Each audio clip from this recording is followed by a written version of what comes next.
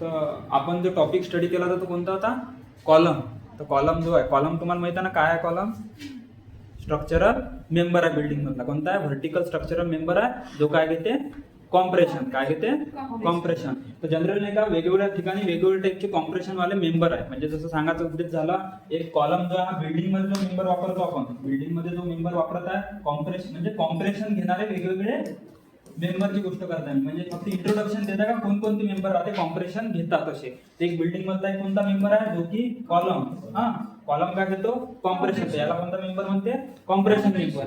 दुसरा अजून एक मेंबर आहे का जो कॉम्प्रेशन घेतो, तो आहे स्ट्रट. तर स्ट्रट माहिती आहे का तुम्हाला कशाला म्हणते? स्ट्रट. ट्रस तर शिकले ना तुम्ही? ट्रस. ट्रसच्या केसमध्ये ट्रस जर राहतो ना असा असा ट्रस राहतो, हा जो मेंबर राहतो किंग पोस्ट, क्वीन पोस्ट, हे ट्रस तुम्ही शिकले आहे ना. तर मग एका ट्रस मध्ये जर सपोज एक हा असा आपण ट्रस सपोज कन्सिडर केला, त्या ट्रस मध्ये जो राहतो हा जो मेंबर राहतो याला कोणता मेंबर म्हणते? Tie member. कोणता म्हणते? Tie member. हा जो राहतो हा कॉम्प्रेशन मेंबर राहते, याला पर्लिंग राहते. हा जो इथं पोर्शन जातो ना, इथं पर्लिंग असते आणि याला म्हणतात प्रिन्सिपल राफ्टर. काय म्हणतात? राफ्टर म्हणा शब्दात. हा राफ्टर असतो. हा कोणता असतो? हा कॉम्प्रेशन मेंबर आहे. हा कोणता आहे? Tie member. टेन्शन मेंबर आहे. हा कोणता मेंबर आहे? टेन्शन. टेन्शन अर्थ सांगायचा उद्देश काय, याच्यामध्ये टेन्शन येते. ह्या मेंबर मध्ये येते टेन्शन. त्याचं डिझाईन कसं होईल? टेन्शन नुसार. याच्यामध्ये काय येते? वरच्या कॉम्प्रेशन येते. त्याचं डिझाईन कशानुसार होईल? कॉम्प्रेशन नुसार. जसं हा मेंबर जो आहे हा कॉलम आहे, याच्यात काय येतात? कॉम्प्रेशन. हा कोणता आहे? पण याच्यात डिझाईन पण कशानुसार करू? कॉम्प्रेशन नुसार. कॉम्प्रेशनच्या नुसार जसं रेन्फोर्समेंट लागते किंवा त्याच्यानुसार जे प्रोव्हिजन राहील, प्रोव्हिजन कोण सांगते आपल्याला? काय काय प्रोव्हिजन म्हणजे काय काय गोष्टी कशा प्रोव्हाइड करायच्या कोण सांगते? IS code. कोणता? 456. आयएस कोड 456 मध्ये याचे प्रोव्हिजन दिले राहते. तर सांगा कॉम्प्रेशन मेंबर मध्ये एक असते कॉलम, एक असते स्ट्रट. कोणत्या जातात? स्ट्रट हा असतो. हा जो मेंबर दिसतोय ना, हा आला का लक्षात? तर याला म्हणतात स्ट्रट, म्हणजे STRUT स्ट्रट. हा मेंबर कोणता मेंबर आहे? कॉम्प्रेशन. म्हणजे हा मेंबर कॉम्प्रेशन आहे, हा मेंबर कॉम्प्रेशन आहे. हा कोणता? टेन्शन. तर हा जो जेव्हा डिझाईन करतो आपण स्ट्रट, हा कशाने करतो?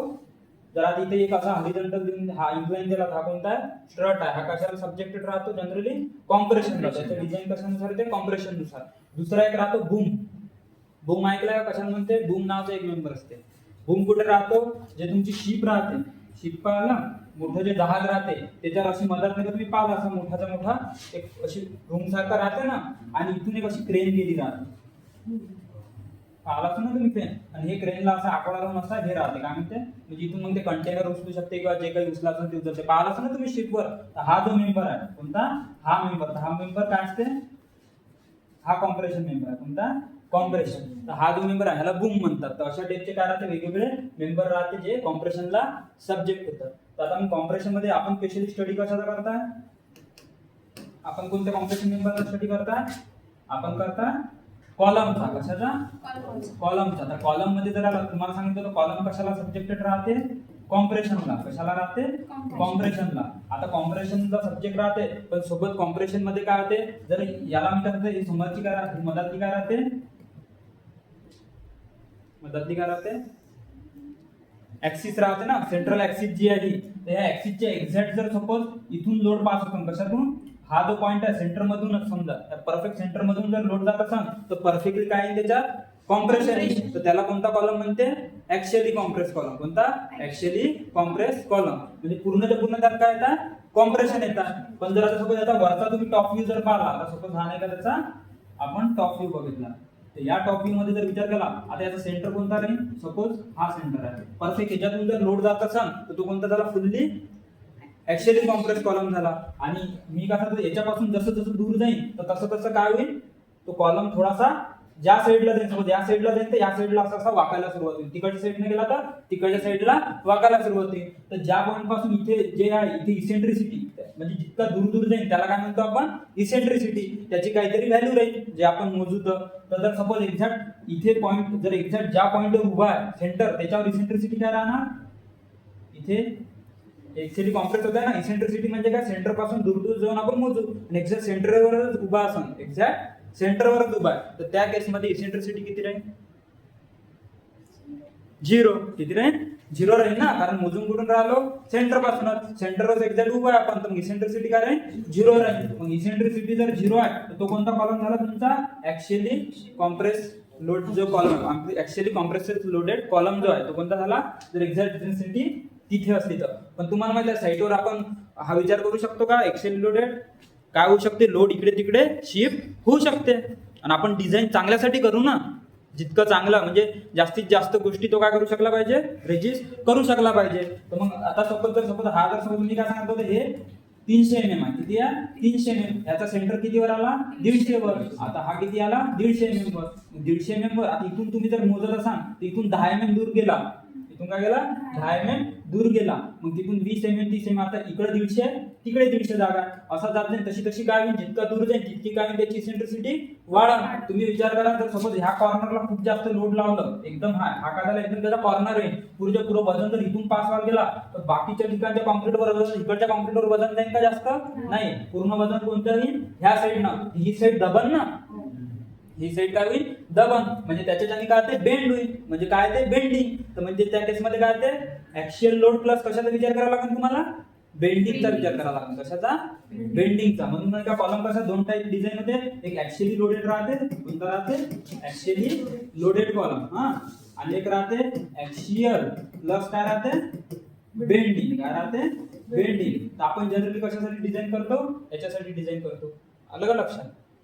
ही केस राहते, कधी ही राहते. आयएस कोड मध्ये तर म्हणजे सांगितलं तर किती इसेंट्रिसिटी असली, किती इसेंट्रिसिटी असली तर ऍक्सियल लोडेड डिझाइन करायचा. म्हणजे ऍक्सियल लोडेड प्लस बेंडिंगचा आपण विचार करतोच त्याच्यामध्ये. आणि फुल्ली बेंडिंगसाठी जर आपण 100% विचार करत असेल ते केव्हा करतो? त्याची एक लिमिट आहे. त्या रेंजच्या वर जर गेला तर आपण काय करतो? त्याच्यासाठी डिझाइन करतो. आलं का लक्षात? कॉलमचे टाईप पण सांगितले होते. वेगवेगळे टाईपचे कॉलम राहतात, शॉर्ट कॉलम आणि लॉंग कॉलम. आलं लक्षात? शॉर्ट कॉलम आणि लॉंग कॉलम. तर त्याचे वेगवेगळे क्रायटेरिया आहे. आता हा जर समज तुम्हाला सांगायचं झाला ऍक्च्युअली म्हणजे कोणत्यासाठी डिझाइन करायचं हे कशावर डिपेंड राहते? इसेंट्रिसिटीवर. कशावर राहते? इसेंट्रिसिटीवर. मग किती इसेंट्रिसिटी असते आणि कोणती इसेंट्रिसिटी असली तर कसं डिझाइन करायचं? ऍक्च्युअल लोडेड कॉलम केव्हा राहील? सोबत ज्यावेळी झिरो राहील इसेंट्रिसिटी. इथंच क्लिअर झालं ना? इसेंट्रिसिटी झिरो आहे तर कधी राहील? त्यावेळेस काय राहील? ऍक्च्युअल लोडेड कॉलम राहते. पण ज्यावेळेस नाही का eccentricity less than equal to 0.05 D याच्यापेक्षा कमी राहते त्या केसमध्ये याच्यासाठी डिझाइन करतो. कशासाठी? याच्यासाठी. आता हे काय आहे 0.05 डी काय आहे हळूहळू समोर मी तुम्हाला एक्सप्लेन करतो जेव्हा मी इसेंट्रिसिटीच्या कन्सेप्ट मध्ये जाईन. त्याच्या पहिले सगळ्यात पहिले छोटं मेन जे जनरल गोष्टी आहे कशाच्या? Column related. पहिली गोष्ट तुम्हाला हे क्लिअर झाली का कॉलम काय? व्हर्टिकल मेंबर आहे जो कॉम्प्रेशनला काय राहतो? सब्जेक्ट राहतो. पूर्ण बिल्डिंगचं लोड जे आहे ते उचलून कोण राहिला? कॉलम उचलत आहे. कोण उचलत आहे? कॉलम उचलत आहे. तर मग कॉलमच्या केसमध्ये पहिले आपण कॉलमचे काय बघू? पहिली तर गोष्ट कॉलमचं एक लक्षात ठेवा. कॉलम नाही का कशाला राहते? ऍक्सियल प्लस कशाला राहू शकते? ऍक्सियल प्लस बेंडिंगला सब्जेक्ट राहू शकते. बेंडिंगला तुम्ही सोप्या शब्दात बीएम पण देऊ शकता, बेंडिंग मुवमेंट. म्हणजे ऍक्सियल लोडचा पण विचार करू आणि तो बेंड करू शकते ना, तर त्या बेंडचाही विचार करू. या दोन्हीसाठी आपण डिझाइन करतो कॉलम. हे झाली पहिली गोष्ट. दुसरा विषय राहते का कॉलमचे टाईप. कॉलमचे काय आहे? टाईप्स आहे. तो कॉलमचे टाईप्स कसे सांगितले होते? एक राहते कॉलम कोणता? Short column. कोणता राहते? Short column. एक राहते लॉंग कॉलम. एक मीडियम साईजचा कॉलम राहते. पण आपण जनरल डिझाइन शॉर्ट आणि लॉंग कॉलमचं करतो. थिअरीज पण जेवढ्या डेव्हलप झाल्या कॉलमसाठी त्या कोणत्या? शॉर्ट कॉलमसाठी आणि लॉंग कॉलमसाठी. मी सांगितलं होतं लॉंग कॉलमच्या केसमध्ये यल येते तर युलर थ्योरी. कोणती? युलर. EULER. त्यात यल येते ना. युलर थ्योरी कोणासाठी आहे? लॉंग कॉलमसाठी. आणि एक रँकाइन थ्योरी आहे. कोणती आहे? रँकाइन नावाचा एक सायंटिस्ट आहे, त्यानं डिझाइन बनवलं असेल, त्याची पूर्ण थ्योरी बनवली असेल, तर त्याची थ्योरी दोघांना लागते. कुणाला? शॉर्टला आणि लॉंगला. फक्त पेपरमध्ये कसं ऑब्जेक्टिव्ह कधी कसा येतो का भाई युलर थ्योरी कोणासाठी वापरल्या जाते? तर आपल्याला सायंटिस्टचे नाव माहित राहते, रँकाइन आहे आणि युलर आहे. पण आपल्याला हे आठवत नाही का कोणाची कोणाला आहे. तर मी कशावर लक्षात ठेवलं का युलर मध्ये यल येते आणि इथे पण यल आहे लॉंग मध्ये. म्हणजे त्या दोघांचा मॅच युलर थ्योरी याच्यासाठी फिक्स आहे. रँकाइन तर दोघाला ये लागते. कशा लागते? दोघाला. आता मग कोणता कॉलम शॉर्ट आहे आणि कोणता कॉलम लॉंग आहे हे कसं ओळखायचं? आपल्याला दिसला खूप जास्त लंबी हाईट आहे आपण लॉंग कॉलम म्हणू. डिझाईनच्या पॉईंट ऑफ व्ह्यू न म्हणताय बरं, डोळ्यांना बघतो म्हणून नाही. आपल्याला काहीतरी अशी व्हॅल्यू लागेल ना का ह्या रेंजच्या वर जर गेला, जसं मी सांगितलं होतं कशाच्या केसमध्ये? स्लॅबच्या केसमध्ये LY/LX चा रेशो. LY/LX चा रेशो लेस दॅन जर 2 असेल तर कोणता हे राहते स्लॅब? 2 पेक्षा जर लहान असेल तर टू वे स्लॅब राहते. कोणता राहते? Two way. आणि LY/LX जर मोर दॅन 2 जर असेल किंवा इक्वल टू, तर त्या केसमध्ये तो कोणता राहतो?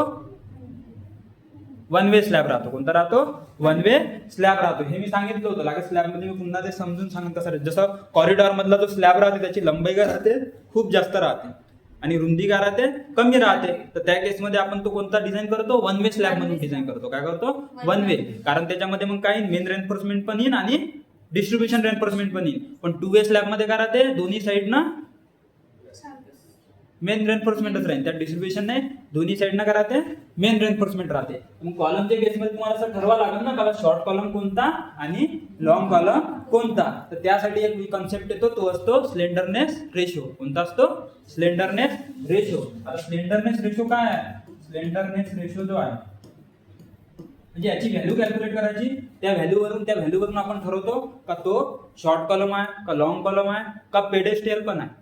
आता ते कसं ठरवतं? तर पहिले स्लेंडरनेस रेशो काय राहतो लक्षात ठेवता. काय राहते? Effective length upon least lateral dimension. काय असते? असा फॉर्म्युला आहे. काय formula? Effective length upon least lateral dimension. आता जर इफेक्टिव्ह लेंथ कशाला म्हणते सांगितलंय मी तुम्हाला, क्लिअर स्पॅन, इफेक्टिव्ह स्पॅन. आलं ना लक्षात? तर जसं आपण बीमच्या केसमध्ये काय करतो, सेंटर पासून तर म्हणजे क्लिअर स्पॅन मध्ये वॉलची तिकडची सेंटर आणि इकडच्या वॉलचं सेंटर दोघांची ऍडिशन करून जेवढी लेंथ तयार होते ते काय होते? आपलं इफेक्टिव्ह स्पॅन होते. काय ते? इफेक्टिव्ह स्पॅन होते. तर इफेक्टिव्ह स्पॅन आपण कशासाठी घेतो? डिझाईन मध्ये विचारात घेतो. सोप्या शब्दात का? डिझाईन मध्ये. तो कॉलमच्या केसमध्ये पूर्ण जेवढा फक्त आपल्याला डोळ्याने दिसते तेवढाच कॉलम तुम्ही कन्सिडर करसान का? त्याच्या खाली काहीतरी जा लागन, काहीतरी वरती जा लागन, तर ते केवढं डिस्टन्स घ्यावं लागतं. त्याच्यासाठी कोणती लेंथ राहते? Effective length. तर ही इफेक्टिव्ह लेंथ अपॉन कोणत्या खाली अपॉन मध्ये काय व्हॅल्यू? Least lateral dimension. तर लीस्ट लॅटरल डायमेन्शनचा अर्थ काय होते? लीस्ट लॅटरल डायमेन्शनचा अर्थ काय? मी पहिले इफेक्टिव्ह लेंथ पण तुम्हाला क्लिअर करतो कोणत्या केसमध्ये कशी राहते कॉलमच्या केसमध्ये. कारण बीमच्या केसमध्ये तुम्हाला क्लिअर होऊन गेलं का बीमच्या केसमध्ये तुम्ही जसं इफेक्टिव्ह स्पॅन घेता तो कसा घेता? जो पूर्ण वॉल टू वॉल मधलं जेवढं डिस्टन्स आहे तेवढं आणि बाजूच्या वॉलच्या थिकनेसचा सेंटर, इकडच्या वॉलच्या थिकनेसचा सेंटर, त्या दोघांची ऍडिशन करून जे लेंथ भेटते ते कोणती भेटते? हाफ किती ते जे लेंथ भेटते ते काय म्हणतो आपण? त्याला इफेक्टिव्ह स्पॅन. तसाच नाही का कॉलमच्या केसमध्ये पण इफेक्टिव्ह लेंथ राहते. आता कॉलम उभा राहतो ना, आडवा जो असा आहे तो काय असतो? स्पॅन असतो. उभ्यामध्ये काय येते? ती लेंथ येते. तर मग ती इफेक्टिव्ह लेंथ पण मी क्लिअर करतो. पहिले लीस्ट लॅटरल डायमेन्शन काय? तर लीस्ट लॅटरल डायमेन्शन म्हणजे काय झालं? जर सपोज एखादा तुम्ही कॉलम घेतला, हा काय घेतला तुम्ही? सपोज हा कॉलम घेतला आणि जर हा सपोज नाही का 30 सेंटीमीटर असा आहे आणि असा आहे सपोज 50 सेंटीमीटर. कसा? 50 सेंटीमीटर. त्याचं लीस्ट लॅटरल डायमेन्शन कोणतं झालं? लिस्ट शब्दातच आहे. लिस्ट लॅटरल डायमेन्शन कोणतं झालं?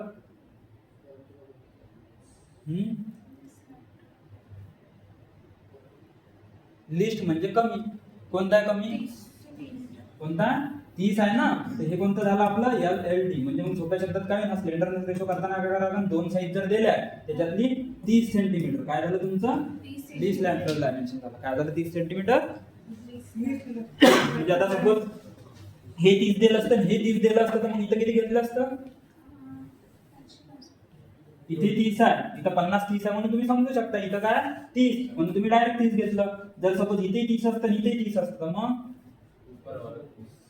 उपरवाला नाही, शेवटी डायरेक्ट 30 घेऊ शकतो ना, कारण सारखेच आहे डायमेन्शन. कोणते घेतलं तर चालते. तर त्या केसमध्ये डायरेक्ट 30. तर सोप्या शब्दात सांगायचा उद्देश आहे का छोट्यात छोटे जे डायमेन्शन आहे ते आपण त्याच्यामध्ये कन्सिडर करतो. हा, तर हे आलं लक्षात. लीस्ट लॅटरल डायमेन्शन काय कन्सेप्ट आहे? हा साधा कन्सेप्ट आहे. मग त्यानंतर कोणता आहे? इफेक्टिव्ह लेंथ कशाला म्हणतात? इफेक्टिव्ह लेंथ कशाला म्हणतात? इफेक्टिव्ह लेंथ समजायसाठी नाही का टाइप ऑफ सपोर्ट समजणं खूप गरजेचं आहे. सपोर्ट जे राहतात ना बिल्डिंग मध्ये, जे सपोर्ट राहतात, जसं आता वॉलचा सपोर्ट आहे, तुम्ही जनरल सपोर्टवर एखादी गोष्ट ठेवू शकता किंवा त्याला पूर्ण फिक्स करून पण ठेवू शकता. आलं का लक्षात? जसं सांगायचं उद्देश, डोअरची तुमची डोअर जो आहे तुमचा, तर डोअरला जे काय आहे तुमचं हे शटर म्हणता नाही ना, तर शटर जे आहे ते पूर्ण फिक्स आहे का? फिक्सही आहे पण रोटेशन बी अलाव करते. त्याला कोणतं म्हणते? हिंज सपोर्ट आहे. तो कोणता सपोर्ट आहे? हिंज. म्हणून त्याला जे आपण प्रोव्हाइड करतो त्या क्लॅम्प त्याला काय म्हणते? हिंजेस म्हणते. ऐकलं असेल ना तुम्ही. तुम्ही डोअर पहा ना, डोअर टाईट पण आहे कशाला? फ्रेमला. पण सोबत डोअर काय होऊ शकतो? असा रोटेट पण होऊ शकतो. होतो ना रोटेट. तर म्हणजे हा कोणता सपोर्ट झाला? हिंज सपोर्ट झाला. एक सपोर्ट कसा असते? फिक्स. तर फिक्स सपोर्ट तर तुम्हाला समजते, जो दोन्ही साईडनं काय पूर्ण फिक्स करून ठेवला. त्यात रोटेशन होणार आहे का? तो एका जागेवर राहील, तो हलणार नाही काहीच नाही. तर तो कोणता सपोर्ट झाला? Fix support. त्यानंतर जो हिंज सपोर्ट राहते, हिंज सपोर्ट मध्ये ते फ्रेम तुम्ही पाहिली ती काय तिथं फिक्स आहे ना, कुठे चालली का? एका जागेवर आहे ना, म्हणजे एका जागेवर पोझिशनवर हेल्ड आहे, म्हणजे एका जागेवर आहे. पण सोबत काय होऊ शकत आहे? ती रोटेट होऊ शकते, म्हणजे इकडून तिकडे अशी फिरते ना. तर म्हणजे कोणता झाला? तो सपोर्ट कोणता झाला? Hinge support. एक सपोर्ट राहते फ्री. फ्री सपोर्ट म्हणजे कसा?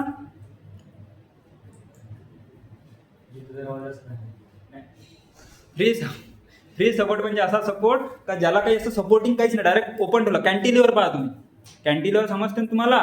एक साईडनं काय राहते? तो फिक्स राहते वॉलमध्ये, एका साईडनं काय राहते? फ्री राहते ना. तर तो जो आहे त्याला कोणता? फ्री सपोर्ट आहे. तो काही सपोर्ट आहे का त्याला?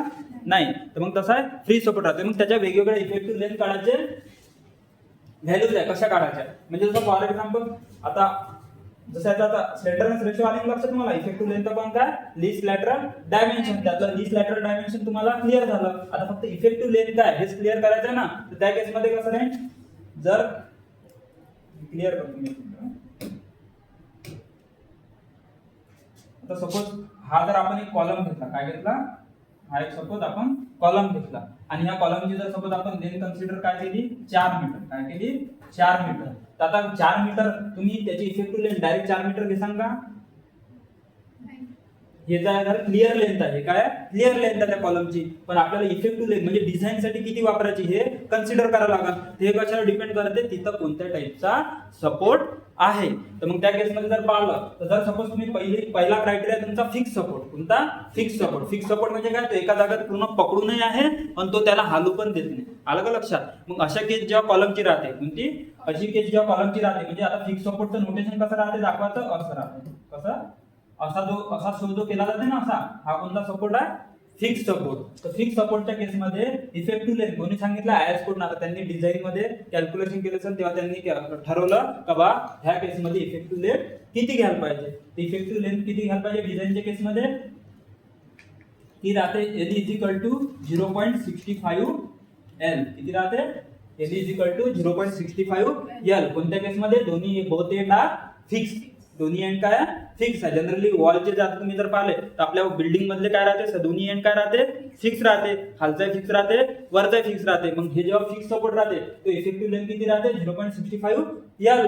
जर मग याच्यानुसार जर इफेक्टिव्ह लेंथ जर पाहिली या फिक्स एंड साठी आपला हे किती आहे? 4 मीटर. मग काय? 0.65 गुणिला 4 मग किती येते? 0.65 गुणिला 4 केलं तर किती येते?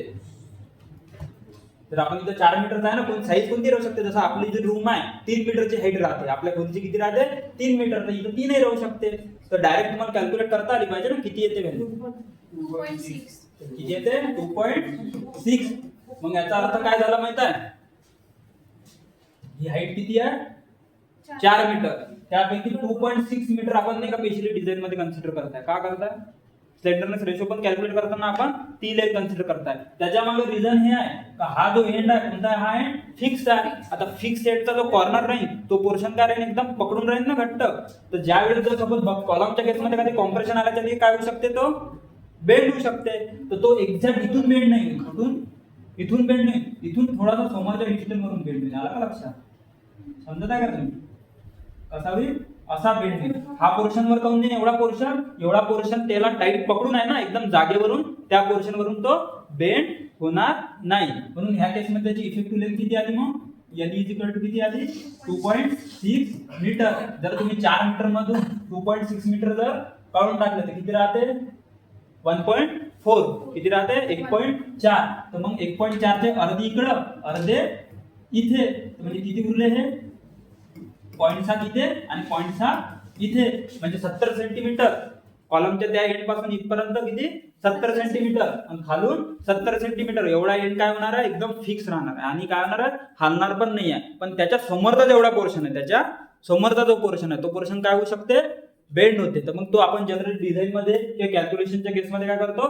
कन्सिडर करतो. तर वेगवेगळ्या सपोर्टच्या केसमध्ये वेगवेगळी कंडिशन राहते. तर आपण नाही का 0.65 एल घेतला, म्हणजे 4 मीटरचे 65 म्हणजे काय? 65% सोपे शब्द. 0.65 म्हणजे काय झालं? 65%. तर 4 मीटरचे 65% किती झाले?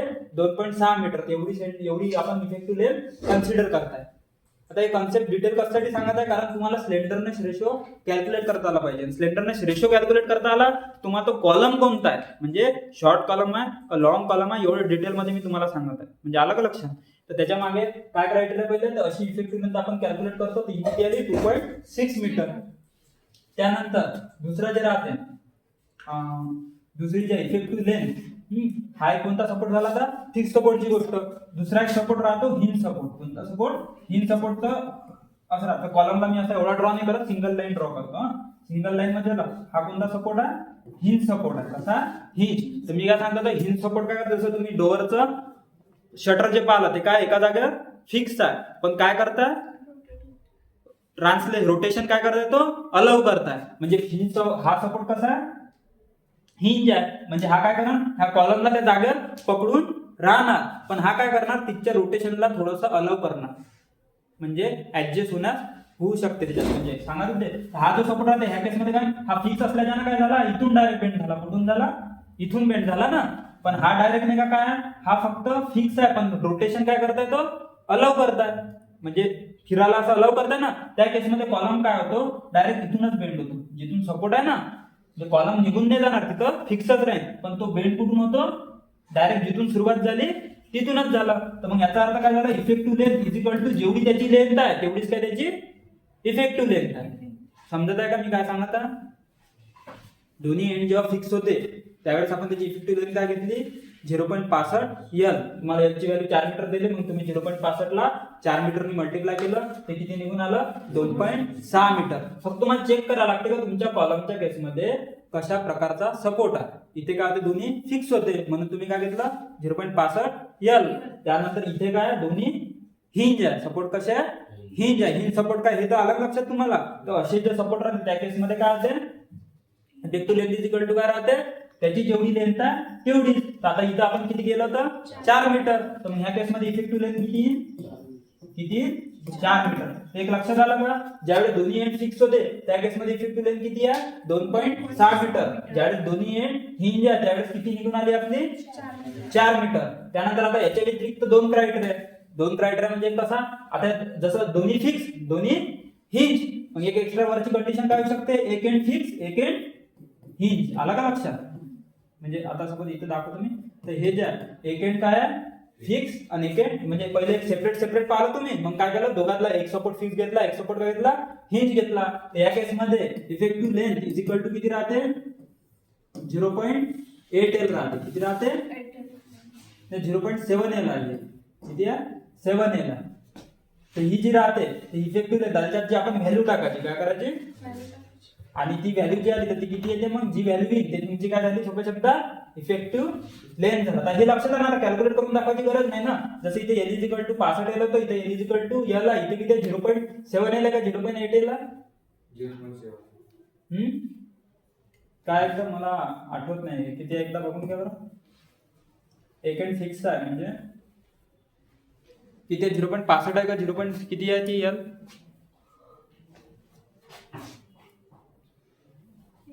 ते 0.7 का 8 आहे. ते फक्त ते एकदा कन्फर्म करतो, 0.8च आहे. ते पहिले जे सांगितलं होतं ना तेच बरोबर होतं. किती आहे ती, 0.8 L. त्याच्या केसमध्ये काय, म्हणजे 8 L म्हणजे किती झालं, ते 80% झालं.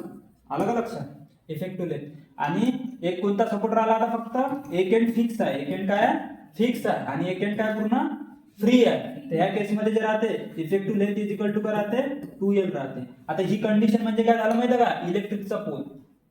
तुम्ही पहा, इलेक्ट्रिकचा पोल काय राहते, जमिनीमध्ये खाली फिक्स राहते, वरती काही राहते का त्याला, हा पूर्ण फ्री राहते ना. तर हा कसा फिरू शकते, असा गोल फिरू शकते, म्हणजे असा पुरा वाकू शकते असं म्हणणं आहे आपलं. म्हणून त्याची काय करते, त्याची इफेक्टिव्ह लेंथ, त्याची जेवढी लेंथ आहे त्याच्या डायरेक्ट आपण काय करतो, व्हॅल्यू कन्सिडर डबल. म्हणजे 4 मीटरची जर हाईट असेल तर डायरेक्ट आपण त्याला काय म्हणू, 8 मीटर त्याची इफेक्टिव्ह लेंथ. आलं का लक्षात. जर सोपं आता हे शॉर्टकट मध्ये जर सांगतो म्हटलं तसं लक्षात आलं का तुमच्या, काय इफेक्टिव्ह लेंथ कशी होते.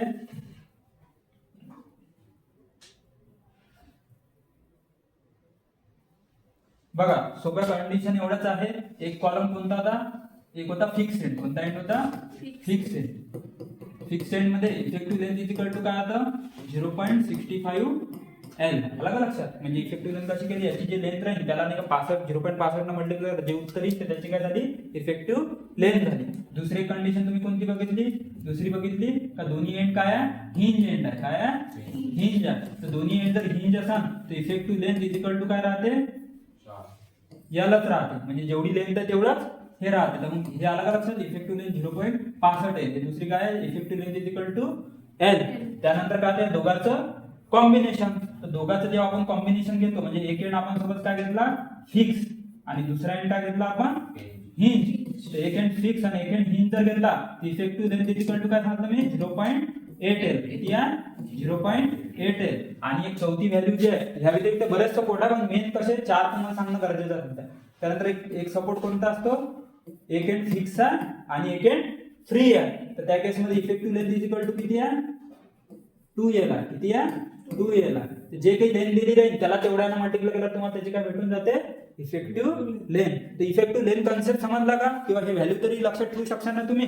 दोन्ही एंड जर सपोज फिक्स असेल तर effective length is equal to 0.65 L. दोन्ही एंड जर हिंज असेल तर effective length is equal to L. आणि जर सपोज एक एंड फिक्स आहे आणि एक एंड हिंज आहे, effective length is equal to काय राहते, 8 एल. आणि हा तर इलेक्ट्रिक पोलच आहे, हा काय इलेक्ट्रिक पोलच आहे ना, असे लक्षात ठेवू शकता डोक्यात. त्या केसमध्ये effective length is equal to राहते त्याच्या डायरेक्ट दुप्पट राहते. आला का लक्षात? या व्यतिरिक्त नाही का काही चार सपोर्ट एक्स्ट्राचे आहेत ते लागेल सध्या नाही सांगत, पण त्यात कसं राहते, जसं हा फिक्स आहे ना त्याच्यात कसं पार्शली फिक्स असा एक कन्सेप्ट आहे. त्याच्यानंतर एक सपोर्ट राहतो, रोलर सपोर्ट राहतो. रोलर म्हणजे कसा, रोलर सपोर्ट समजतो का तुम्हाला कसा राहतो, सपोर्ट आहे ना फक्त, हे काय करू राहिलं त्याला सपोर्ट करता. रोलर सपोर्ट म्हणजे जसं तुमची जी गाडी आहे तर गाडी खालचा चक्का काय आहे, तो रोलर सपोर्ट आहे. तो गाडीला सपोर्टही करते ना, उभे राहते आणि काय ते सोबत रोल पण करते. तसे बिल्डिंग मध्ये पण कुठे कुठे असे सपोर्ट राहतात का जिथे नाही का त्याला आपण अलाव करतो थोडंसं इकडे तिकडे रोटेट होण्यासाठी असते असे कंपोनंट वेगळे. तर मग त्या केसमध्ये त्याची इफेक्टिव्ह लेंथ काढायचा फॉर्म्युला थोडा वेगळा राहतो. पण हे चार पहिले जनरल केसेस आहेत, त्या चार केस नाही ना, both end fix, both end hinge, one end fix, one end hinge. एक एंड फिक्स आहे, एक एंड काय फ्री आहे. ते लिहून द्यायची गरज आहे का, लिहून नाही देऊ शकते. तर काय हे काय बोथ एंड काय आहे, फिक्स आहे. दिसते ना तुम्हाला, हे काय बोथ एंड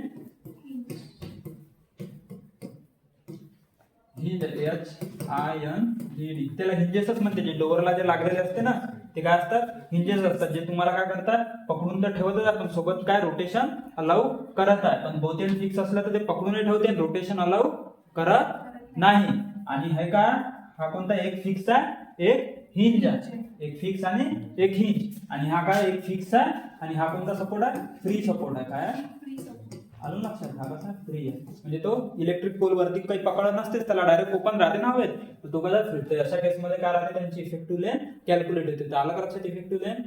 हा, तर मग आता आपण मेन मुद्दा काय, आता कॉलम. आपला चालू कोणता टॉपिक आहे, कॉलम. पण फक्त तो छोटा कॉन्सेप्ट सांगणं गरजेचं होतं. त्याच्या केसमध्ये कोणता सांगता तुम्ही, तुम्हाला स्लेंडरनेस रेशो. कोणता, स्लेंडरनेस रेशो. आणि स्लेंडरनेस रेशोला नोटेशन जे आहे ते काय, लॅम्बडा. आला का लक्षात, ठीक आहे, लॅम्बडा. त्याच्या केसमध्ये काय होतं, इफेक्टिव्ह लेंथ अपॉन दिस लॅटरल डायमेन्शन. तर हा फॉर्म्युला आला का लक्षात, कसा आला, इफेक्टिव्ह लेंथ कशी कॅल्क्युलेट करसान तुम्ही. इथं बघसान का दोन्ही एंड फिक्स आहे का दोन्ही एंड हिंज आहे का एक एंड फिक्स आहे एक एंड हिंज आहे का एक एंड फिक्स आहे एक एंड फ्री आहे. त्याच्यानुसार तुम्ही तिथं व्हॅल्यू कशाची घेऊन येसान, इफेक्टिव्ह लेंथची. आणि दिस लॅटरलची डायमेन्शनची व्हॅल्यू कुठून घेऊन येसान, तर तुमच्या कॉलमची साईज आहे.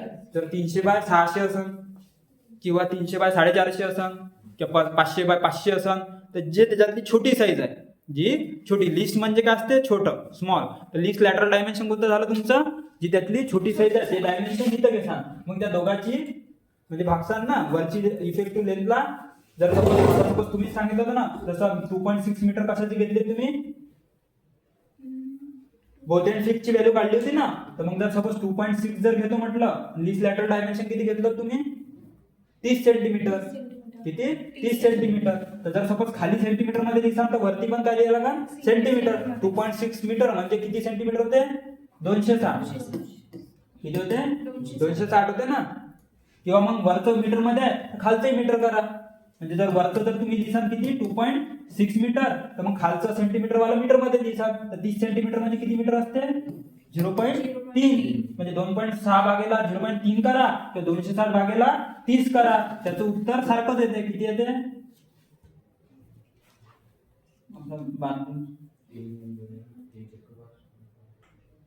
आठ त्रिक 24, 9 त्रिक 27, तर 8 पॉईंट समथिंग काहीतरी उत्तर येईल.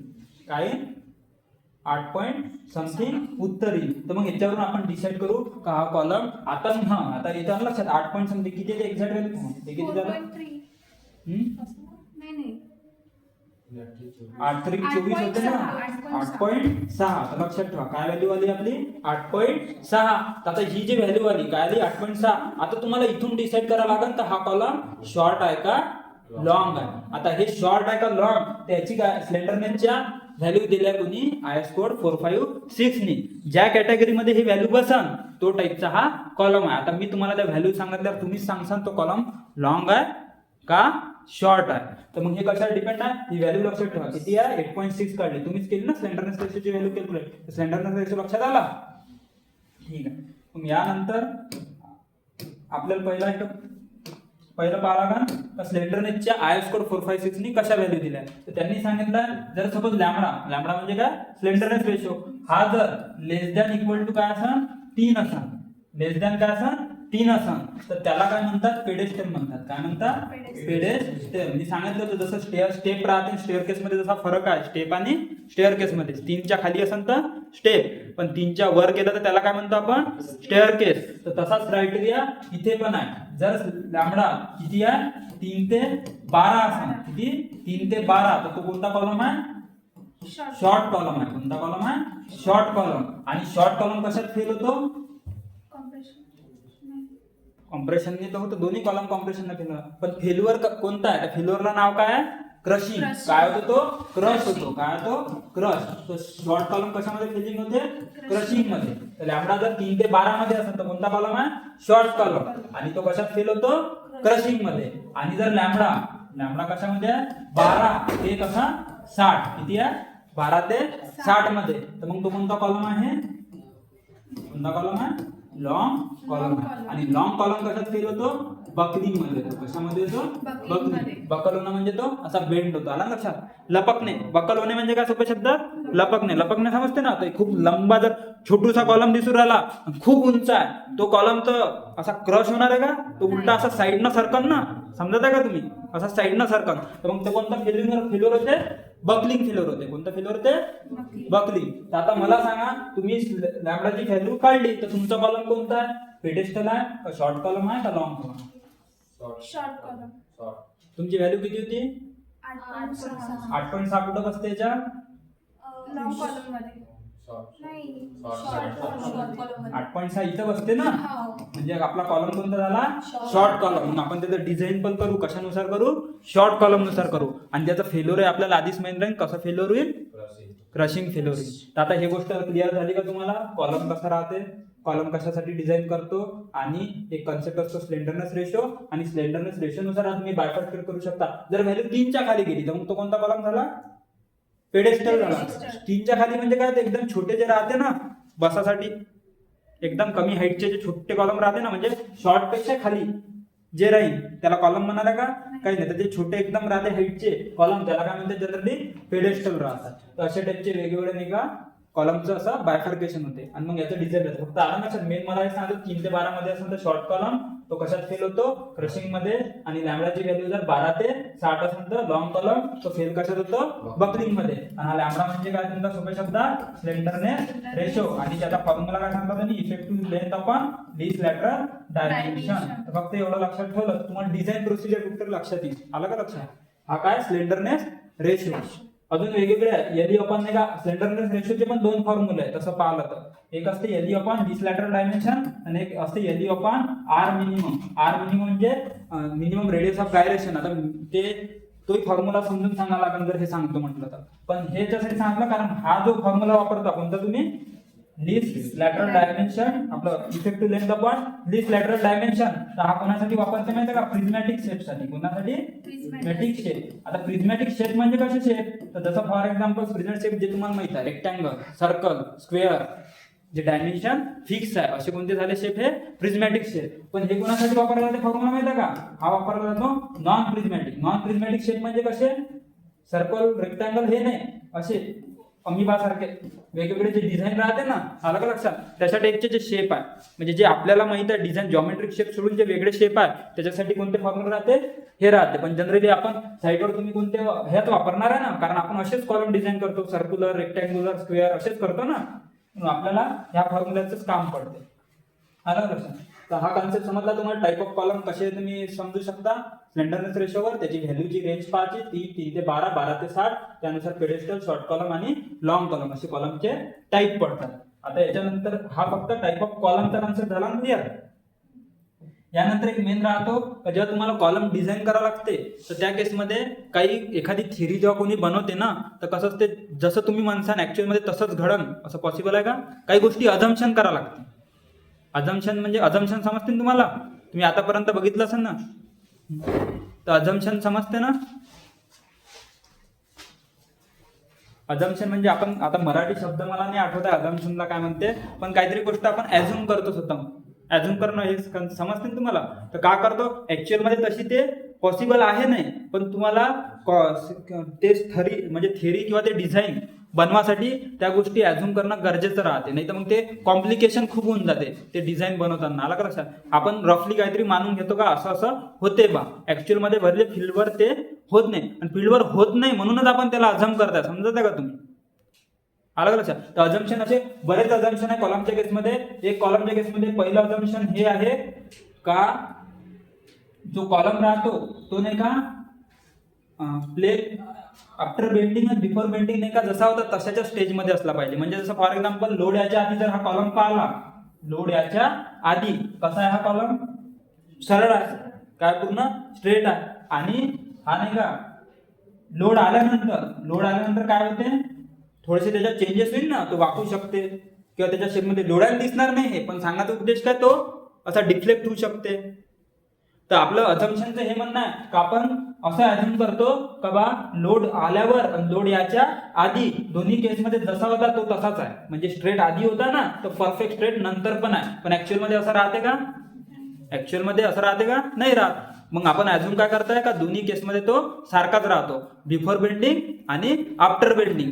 स्ट्रेट होता म्हणजे प्लेन होता ना, प्लेन आहे तो, तर प्लेन आहे तर प्लेनच राहील. तर कॉलम रिमेन काय म्हणजे plane before bending and after bending असं आपण अझ्युम करतो. जर सपोज आपण हे अझम्पशन केलं नाही तर प्रॉब्लेम काय होतो विचार करा. जर डिझायनर ज्यांनी बनवला म्हणजे ज्यांनी हे डिझाईन बनवलाय तर मग त्याला काय होईल तर जिथं जेवढं बेंडिंग झालाय ते प्रत्येक नाही का तिथं जाऊन मोजत राहा लागेल. मग थिअरी नाही का मग त्याला हे मेन्शन करा का एवढं डिग्री डिफ्लेक्शन झालं तर अशा टाईपची डिझाईन मेथड, एवढ्या टाईपचं डिफ्लेक्शन झालं तर अशा टाईपची डिझाईन मेथड. मग किती सारे वेगवेगळ्या मेथड तयार करायचे काम पडेल ना. म्हणून सोप्या शब्दात काय अझम्पशन मानून घ्या का आधी प्लेन होता नंतरही प्लेनच आहे. आलं का लक्षात? तर मग हे एक अझम्पशन आहे कोणत्या केसमध्ये?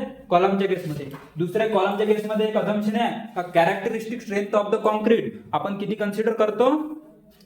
0.5 FCK. आता ही व्हॅल्यू कुठून आली माहिती आहे का तुम्हाला? आठवते का? ही व्हॅल्यू ग्रेड ऑफ कॉन्क्रीट तुम्ही शिकले होते आणि मी काय सांगितलं होतं आपण ग्रेड ऑफ कॉन्क्रीटला partial factor of safety factor लावत असतो. आला लक्षात? म्हणजे आपल्याला माहित आहे आपला जर ग्रेड नाही का सपोज एखाद्याची ताकद किती आहे 100% वजन घ्यायची ताकद आहे एखाद्या गोष्टीची, पण आपण डिझाईन करताना पूर्णचे पूर्ण 100 वर आपण डिझाईन करत नाही. का नाही करत? सेफ्टी ठेवून आपण जर तुम्ही 100% 100 साठी जर डिझाईन केलं आणि जसं 101 वजन झालं तर बिल्डिंग काय होऊन जाईल? पडून जाईल ना. तर आपल्याला असं चालते का आपण एवढं काटोकाट डिझाईन करणार आहे का? आपण काहीतरी जे आपल्याला माहित आहे ह्या गोष्टीची, जसं तुमच्या मोबाईलचा स्पीकर तुम्हाला माहित आहे त्याचा 100% फुल व्हॉल्यूमवर तुम्ही वाजवू शकता, MX प्लेअरवर 60 वरही वाजवू शकता ना. पण जर तुम्ही सेफ्टी जर सपोज तुम्हाला लॉंग टाइम जर तो स्पीकर चालवणं असेल तर तुम्हाला पार्शियल सेफ्टी फॅक्टर ठेवावा लागेल. कसा? का तुम्ही त्याला 80 वरच वाजवू सांग किंवा 60 वरच वाजवू सांग. त्यांना काय फायदा होईल? तो जास्त काळ टिकन. म्हणजे तुम्ही काय लावली सोप्या शब्दात? सेफ्टी लावली ना काहीतरी. तर तशीच केस इथे पण आहे. तर तुम्हाला काय सांगितलं होतं कॉन्क्रीटच्या केसमध्ये कॉन्क्रीट कसं बनते? साईटवर बनते. आणि प्रत्येक जण कसा डिझाईन करण हे आपल्याला माहित आहे का? प्रत्येकाची पद्धत डिझाईन करायची वेगळी राहू शकते. तर स्ट्रेंथ पण कशी वेगवेगळी होऊ शकते ना. तर मग आता जर सपोज टक्के त्याची जर ताकद आहे कशाची, कॉन्क्रीटची, तर आपण 100च्या 100% कन्सिडर करतो का, नाही करत. आपण काय करतो, याला दीडनी भागतो. काय करतो, दीडनी. तर दीडनी भागल्यावर ते येते 0.67. FCK म्हणजे काय ते आठवतं तुम्हाला, characteristic strength of concrete after 28 days. आठवते ना, M10, M20, M25 आठवते ना, M10, M15, M20. हे ग्रेड ऑफ कॉन्क्रीटची जी स्ट्रेंथ आहे 15 बाय 15 सेंटीमीटरचा जो क्यूब आहे त्याची स्ट्रेंथ किती दिवसानंतर भेटत आहे आपल्याला, 28 दिवसानंतर. ती आपली कोणती आहे, कॅरेक्टरिस्टिक स्ट्रेंथ. तर मग आपण किती घेताय, कॉलमचं डिझाईन करताना आपण जेवढी, आता सपोज तुम्ही ग्रेड घेतला किती, M25 चा, याची कॅरेक्टरिस्टिक स्ट्रेंथ किती आहे, 25 न्यूटन पर mm स्क्वेअर. किती आहे, 25 न्यूटन पर mm स्क्वेअर. तर हे मला माहित आहे, पण आपण डिझाईन करताना 25च्या 25 घेत नाही. त्याच्या मागे रिझन हे आहे का, साईटवर गॅरंटी आहे का 25 न्यूटन पर mm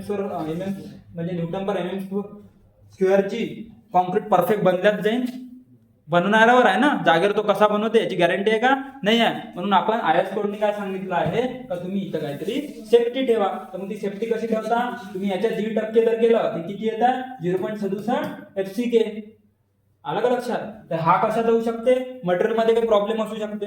आलं लक्षात. मटेरियल सारखं राहू शकते का, तुम्ही एखाद्यानं अंबुजा सिमेंटची बॅग आणली आणि एखाद्यानं एकदम लोकल कोणती तरी म्हणजे 300 रुपयाची बॅग आणली आणि एखाद्यानं डायरेक्ट 150 रुपयाचीच कोणती तरी लोकल बॅग आणली, तर स्ट्रेंथ मध्ये फरक पडणार नाही का, मग सेफ्टी ठेवा लागेल ना, होऊ शकते ना. म्हणून मग काय करतो हे, आणि मग जागेवर काम करायची पद्धती बदलू शकते. एखादा एकदम चांगल्या क्वालिटीचा कॉन्क्रीट बनवू शकते आणि एखादा लो क्वालिटीचा बनवू शकते. मग अजूनही आपण जास्तीची सेफ्टी लावतो. तर कॉन्क्रीटच्या केसमध्ये यालाही अजून आपण काय नाही भागतो, दीडने भागतो. तर मग ती व्हॅल्यू काय, हा दीड काय आपला पार्शियल सेफ्टी फॅक्टर आहे. आठवते का तुम्हाला, पार्शियल फॅक्टर ऑफ सेफ्टी आहे. हा काय, पार्शियल सेफ्टी ऑफ फॅक्टर. मी सांगतो ना, लिमिटेड मेथड मध्ये कोणता फॅक्टर सेफ्टी वापरतो आपण, पार्शियल सेफ्टी फॅक्टर. आणि वर्किंग स्ट्रेस मेथड जी होती त्याच्यामध्ये आपण फॅक्टर ऑफ सेफ्टी वापरतो.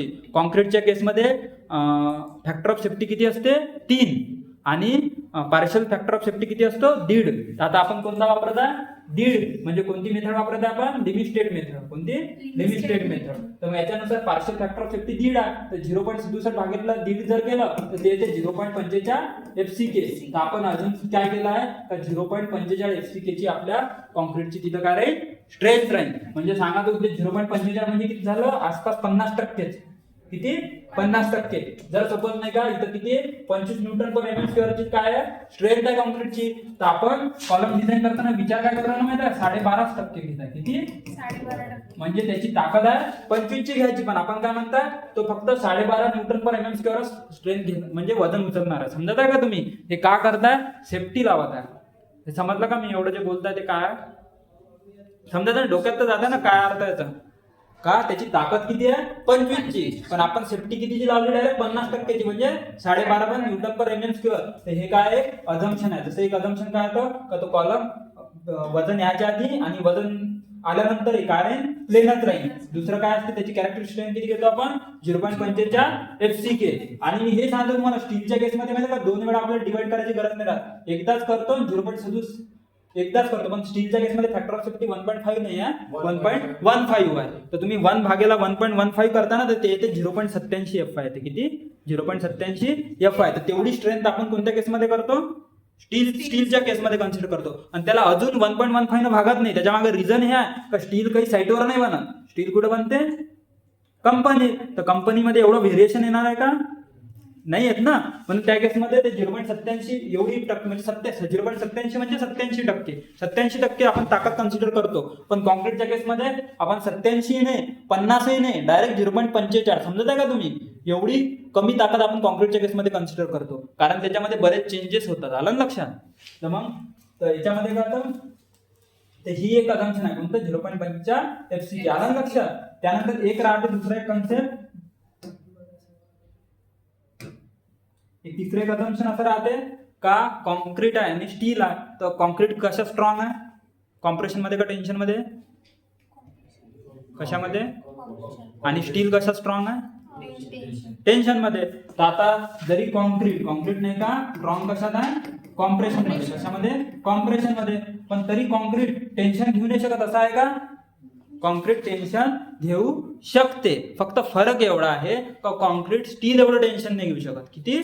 स्टील एवढं नाही घेऊ शकत. कॉन्क्रीट नॉमिनल टेन्शन घेते, म्हणजे थोडंफार आलेलं 19-20 टेन्शन तो झेलू शकते. त्याची एक लिमिट आहे, तर त्याची लिमिट हे खूप कमी आहे. म्हणून आपण काय करतो, जरी कॉन्क्रीट नाही का टेन्शन स्ट्रेंथ घेऊ शकते तरी आपण नाही का त्याला इग्नोर करतो. इग्नोर करणं म्हणजे काय करतो, कन्सिडर करत नाही. हे पण एक अजम्पशन आहे. कॉन्क्रीटमध्ये जरी टेन्शन आहे आपण काय म्हणा, जेवढे टेन्शन आहे ते कोण घेईन, टेन्शन कोण घेईन, स्टीलच घेईन. तर मग हा झाला, तर हा कॉन्सेप्ट आला कॉन्क्रीटचा. हे असे 3 टक्के. अजून 3-4 अजम्पशन आहे की ऍक्च्युअल कॉम्प्रेशनची व्हॅल्यू राहते 0.002 आणि एक्स्ट्रीम फायबरवर 0.0035. तर हे काय आहे, तर हे नाही का डिटेल मध्ये सांगतो म्हटलं त्याचं असं राहते का, स्ट्रेन नावाचा कॉन्सेप्ट, स्ट्रेस स्ट्रेन कॉन्सेप्ट मी शिकवला ना, तो शेप जेव्हा चेंज होत जाते, शेप काय ते चेंज होते, त्याच्यामध्ये कसं राहते, कशी स्ट्रेन डायग्राम असते. काय असते, स्ट्रेन डायग्राम असते. आता ते डिटेलमध्ये सध्या तर नाही सांगत मी, कारण त्याच्यातच खूप वेळ जाईल. पण मेन मुद्दा आहे का ही जी व्हॅल्यू राहते इथं जे आहे इथपर्यंत ऍक्च्युअल कॉम्प्रेशन होत असते, याची व्हॅल्यू नाही का 0.002 राहते. आणि ह्या काय, ह्याचा बीम म्हणजे हे कसं असं नाही लक्षात येईल तुम्हाला, असा बीम आहे ना, असा म्हणजे हा सेक्शन जो आहे ना, बीम समजा किंवा कॉलम आला ना लक्षात, त्याची एक साइडवर नाही का तसं वागते ना, त्या केसमध्ये असा शेप तयार होते, डायग्राम तयार होते. त्या डायग्राम मध्ये मग ही व्हॅल्यू राहते 0.0022 आणि 0.0035. हे एक्स्ट्रीम फायबरला व्हॅल्यू असते. त्या हे पण 2 अजम्पशन आहे. हे याच्यासाठी राहते का, याच्यावर आपण जाऊ देत नाही स्ट्रेंथ, जी व्हॅल्यू आहे ना हे याच्यावर व्हॅल्यूला जाऊ देत नाही. त्या असे हे पण 2 अजम्पशन आहे. पण मी मेन तुम्हाला जे समजते ना सोप्या शब्दात, कारण हे थोडं डिझाईन मधला इंटरनल जास्त पार्ट आहे. पण मेन गोष्टी सांगा, जसं तुम्हाला प्लेन सेक्शन राहते बिफोर बेंडिंग आफ्टर बेंडिंग. दुसरं एक आहे का त्याची कॅरेक्टरिस्टिक किती घेताय तुम्ही अजम्पशन मध्ये 0.45. आणि तिसरं एक काय सांगितलं मी, टेन्साइल स्ट्रेंथ काय करतो आपण त्याची इग्नोर करतो. आला लक्षात. तर हे झालं जनरल डिझाईन सारखा पार्ट मी सांगितलं. मी तुम्हाला काय काय क्लिअर करून दिलं, का इफेक्टिव्ह लेंथ काय असते हे क्लिअर करून दिलं, लिस्ट लॅटरल डायमेन्शन काय असते हे क्लिअर सांगितलं, टाइप ऑफ कॉलम आपण कशाच्या केसवर बायफर्केट करताय, स्लेंडरनेस रेशोच्या केसमध्ये. तो जर 3 पेक्षा खाली असेल तर पेडेस्टल, 3 ते 12 असेल तर शॉर्ट कॉलम, 12 ते 60 असेल तर लॉंग कॉलम. शॉर्ट कॉलम हा क्रशिंग मध्ये फेल होतो, लॉंग कॉलम हा बकलिंग मध्ये फेल होतो. आणि कॉलम जो डिझाईन करतो जनरली आपण ऍक्सियल प्लस बेंडिंग साठी डिझाईन करतो. कशासाठी, ऍक्सियल प्लस बेंडिंग साठी. आता कॉलम मध्ये मेन एक गोष्ट सांगायची होती का, आता मेन गोष्टी जसं फॉर एक्झाम्पल कॉलमच्या केसमध्ये कव्हर किती देतो आपण, कव्हर किती देतो कॉलमच्या केसमध्ये, कॉलमच्या केसमध्ये कव्हर किती देतो, 40. कॉलमच्या केसमध्ये कव्हर किती राहते, 40 mm और डायमीटर ऑफ बार कोणता, व्हिचएव्हर इज काय रे, मॅक्झिमम काय राहते, व्हिचएव्हर मॅक्झिमम. याचा अर्थ काय होते का, कॉलमला आपण 40 mm चा कव्हर देतो, म्हणजे 4 सेंटीमीटर किंवा डायमीटर ऑफ बार. आता जर सपोज 50 mm चा बार वापरला तर मग त्या केसमध्ये तुम्हाला कव्हर किती द्यावं लागेल, किती द्यावं लागेल, बार तुम्ही 50 mm चा वापरला, मग इथं काय लिहिलंय मी 40 mm और मॅक्झिमम बार कितीचा 50 mm चा. तर मग ह्या दोघांपैकी व्हिचएव्हर इज मॅक्झिमम कितीचा देसान कव्हर, किती देसान 50चं. म्हणजे समजत आहे ना, ह्या दोघांपैकी जे मोठी व्हॅल्यू राहील ती व्हॅल्यू जनरली काय करतो आपण, कॉलमचं कव्हर देतो. पण जनरली आपले बार निघायच्या खालचेच राहतात. आपले जे घरचे काम राहते किंवा जनरल ज्या साईड राहते तुम्ही पाहिलं ना, तर तिथे कोणतं राहते, कव्हर किती राहते 40 ते मॅक्झिमम डायमीटर ऑफ बार. ह्याच्यापैकी जे मॅक्झिमम ते व्हॅल्यू राहते, पण मॅक्झिमम केसमध्ये तुमचं किती 40 mm येते. मग दुसरा एक विषय आहे कव्हर नंतर एक राहते मिनिमम डायमीटर ऑफ बार. काय minimum diameter of minimum diameter of bar किती असते कॉलमच्या केसमध्ये, minimum diameter of bar, minimum म्हणजे कमीत कमी, त्याच्या खालचा mm चा बार देता येत नाही. आता कॉलम कसा आहे, मेन स्ट्रक्चरल मेंबर आहे ना, तो पूर्ण लोड उचलत आहे. तर मग त्या केसमध्ये मिनिमम डायमीटर ऑफ बार किती राहते, लक्षात ठेवा किती असते, 12 mm. काय असते, 12 mm. तर कॉलमच्या केसमध्ये तुम्ही कोणत्याही साईटवर जा, तुम्हाला 12 mm च्या खालचा बार दिसणार नाही. आणि डिझाईननं पण अलाउ केलं नाही आहे 12 mm च्या खाली, म्हणजे कमीत कमी 12 mm चा बार त्याच्यामध्ये राहतो. एखादा जण म्हणू शकते मला का सर मी साईडवर 10 mm चा बार पाहिला, तर त्या केसमध्ये बारा कॉर्नरला 12चे राहते, मधात 10 mm चे दिले राहू शकते, असं होऊ शकते. पण मग ते काय झालं, खूप सारे बार झाले ना त्याच्यात, ते डिझाईन तशा टाईपचं बनवलं आहे. पण आपण अलाउ काय करतो का 12 mm च्या खालचा बार देत नाही. कशा केसमध्ये, कॉलमच्या केसमध्ये. मिनिमम डायमीटर ऑफ बार काय कॉलमच्या केसमध्ये 12 mm. मग दुसरा एक विषय झाला का जो बार देतो आपण, बार जे आपण प्रोव्हाइड करतो, तर बार नाही का कोणत्या कॉलमच्या सेक्शन मध्ये किती करायचे हे डिपेंड राहते, त्याला किती कॉर्नर आहे, किती कॉर्नर आहे. तर जनरली सर्कल जर तुम्ही स्क्वेअरचा विचार केला, कशाचा स्क्वेअरचा, तर स्क्वेअर मध्ये किती बॉल राहतात म्हणजे बार राहते मिनिमम किती राहते 4 म्हणजे एक या कॉर्नरला एक या कॉर्नरला एक या कॉर्नरला आणि एक या कॉर्नरला. तर मिनिमम बार किती झाले 4. त्यानंतर जर तुम्ही सर्क्युलरचा विचार केला, कोणाचा सर्क्युलरचा, तर सर्क्युलरच्या केस मध्ये हे बार किती राहते किती राहते किती राहते 6 राहते. किती राहते 6 राहते. लक्षात ठेवा किती 6. याला काय म्हणते याची पेरिफेरी सर्कम्फरन्स म्हणते याला. हा तर हा जो आहे याच्यामध्ये किती राहते 1 2 3 4 5 6. तर मिनिमम बार तुमच्या हे जे आहे कोणता रेक्टँगलच्या केस मध्ये किती आहे 4 आणि सर्कलच्या केस मध्ये किती आहे 6. किती आहे 6 mm. 6 mm 6 बार आहे. काय 6 बार. त्यानंतर एक अजून याच्यात सांगायचं झालं मिनिमम बार किती आहे 6 आहे. त्यानंतर हे जे बार मधली जी पेसिंग आहे बार मधली पेसिंग, तर बार मधली जी पेसिंग राहते ही काय असते should not be more than म्हणजे की 300 mm पेक्षा जास्त नसायला पाहिजे. Should not be more than किंवा लेस दॅन काय म्हणतो सोप्या शब्दात 300 mm काय असायला पाहिजे लेस दॅन इक्वल टू म्हणजे 300 mm चालते पण 300 mm च्या वर चालत नाही. हा असा क्रायटेरिया का लावला असं आयएस कोडनं. जे दोन बार आहे ना त्याच्यामधली जी पेसिंग आहे 300 mm म्हणजे काय 30 सेंटीमीटर. तुम्ही तर जनरली आतापर्यंत डिझाईन मध्ये किती पाहिला 150 पाहिला 150 200 पाहिलाय ना 150 200 जास्तीत जास्त 250 पाहिला असा. पण क्रायटेरिया असा आहे का जर तुम्ही कॅल्क्युलेशन केलं कॅल्क्युलेशन मध्ये तुमची जर 350 आली तर 350 आल्यावर तुम्हाला 350 नाही देता येईल. तुम्हाला द्या किती लागल 300 द्या लागल. काय रिझन आहे तुम्हाला काय वाटते का बा जास्त पेसिंग जर आपण देत राहिलो म्हणजे आता सपोज कॉलमची आता सपोज खूप मोठी साईज आहे असा मोठा कॉलम आहे त्या केसमध्ये बार नाही का सपोज तुम्ही 6 तुम्ही काय डोक्यात ठेवलं का 6 बार लागते आणि 6 बार आपण प्रोव्हाइड करू. मग जर एवढ्या मोठ्या याच्यामध्ये त्याची पेसिंग खूप जास्त येऊन जाईल ना 400 येऊ शकते 500 येऊ शकते 1.5 फूट एका बार मधली गॅप येऊ शकते. तर आपण 300च्या वर का नाही देत काय वाटतं तुम्हाला. कॉलम आहे ना नाही अरे तुम्ही डिझाईन बनवलं ना तुमच्या डिझाईन नुसार तुम्ही बार बरोबर दिले. बार काय केले बरोबर होऊ शकते. तुम्ही काय केलं असाल का जिथं 16चे बार द्यायचे तिथं तुम्ही 25चे दिले. मग नाही का 16 नुसार जर तुमचे तिथे नाही का बार सपोज किती होते 10 बार येत होते 16 नुसार 10 बार तुम्हाला त्या कॉलम मध्ये प्रोव्हाइड करायचे होते. तुम्ही काय करून घेतलं 25चा बार तुमच्याशी अवेलेबल होता 16चा मार्केटमध्ये अवेलेबल नव्हता. मग 25 नुसार कॅल्क्युलेशन केलं तुमचे बार निघून किती आले 6 बार. मग जेव्हा तुम्ही 6 बार द्यायला गेले तर त्यामधली पेसिंग काय झाली 300 पेक्षा जास्त गेली. 300 पेक्षा काय झालं जास्त गेली. तर अशा केसमध्ये ते काय आयएस कोड काय म्हणते का 300च्या वरती पेसिंग नाही द्यायला पाहिजे. तर माझं एवढंच म्हणणं आहे का 300च्या वर का नाही द्यायला पाहिजे. तुम्हाला काय वाटते का बा जर आपण जास्त दिली तर काय फरक पडू शकते. काही रिझन असेल ना असेच क्रायटेरिया म्हणजे लिहून दिले असेल का काही तर रिझन असेल. काय वाटते तुम्हाला जर बारची जास्त लिमिटपेक्षा जास्त पेसिंग दिली इन केस स्लॅबच्या केसमध्ये खूप जास्त लिमिटपेक्षा जर दिली तर काय फरक पडते. पण सध्या कॉलमचा म्हणजे गोष्ट करता म्हणून कॉलम बद्दल विचारता काय वाटतं. स्ट्रेंथचं तुम्ही आताच सांगितलं ना जिथं तुम्ही 16चे बार त्याच्या जागेवर तुम्ही 25चे टाकले.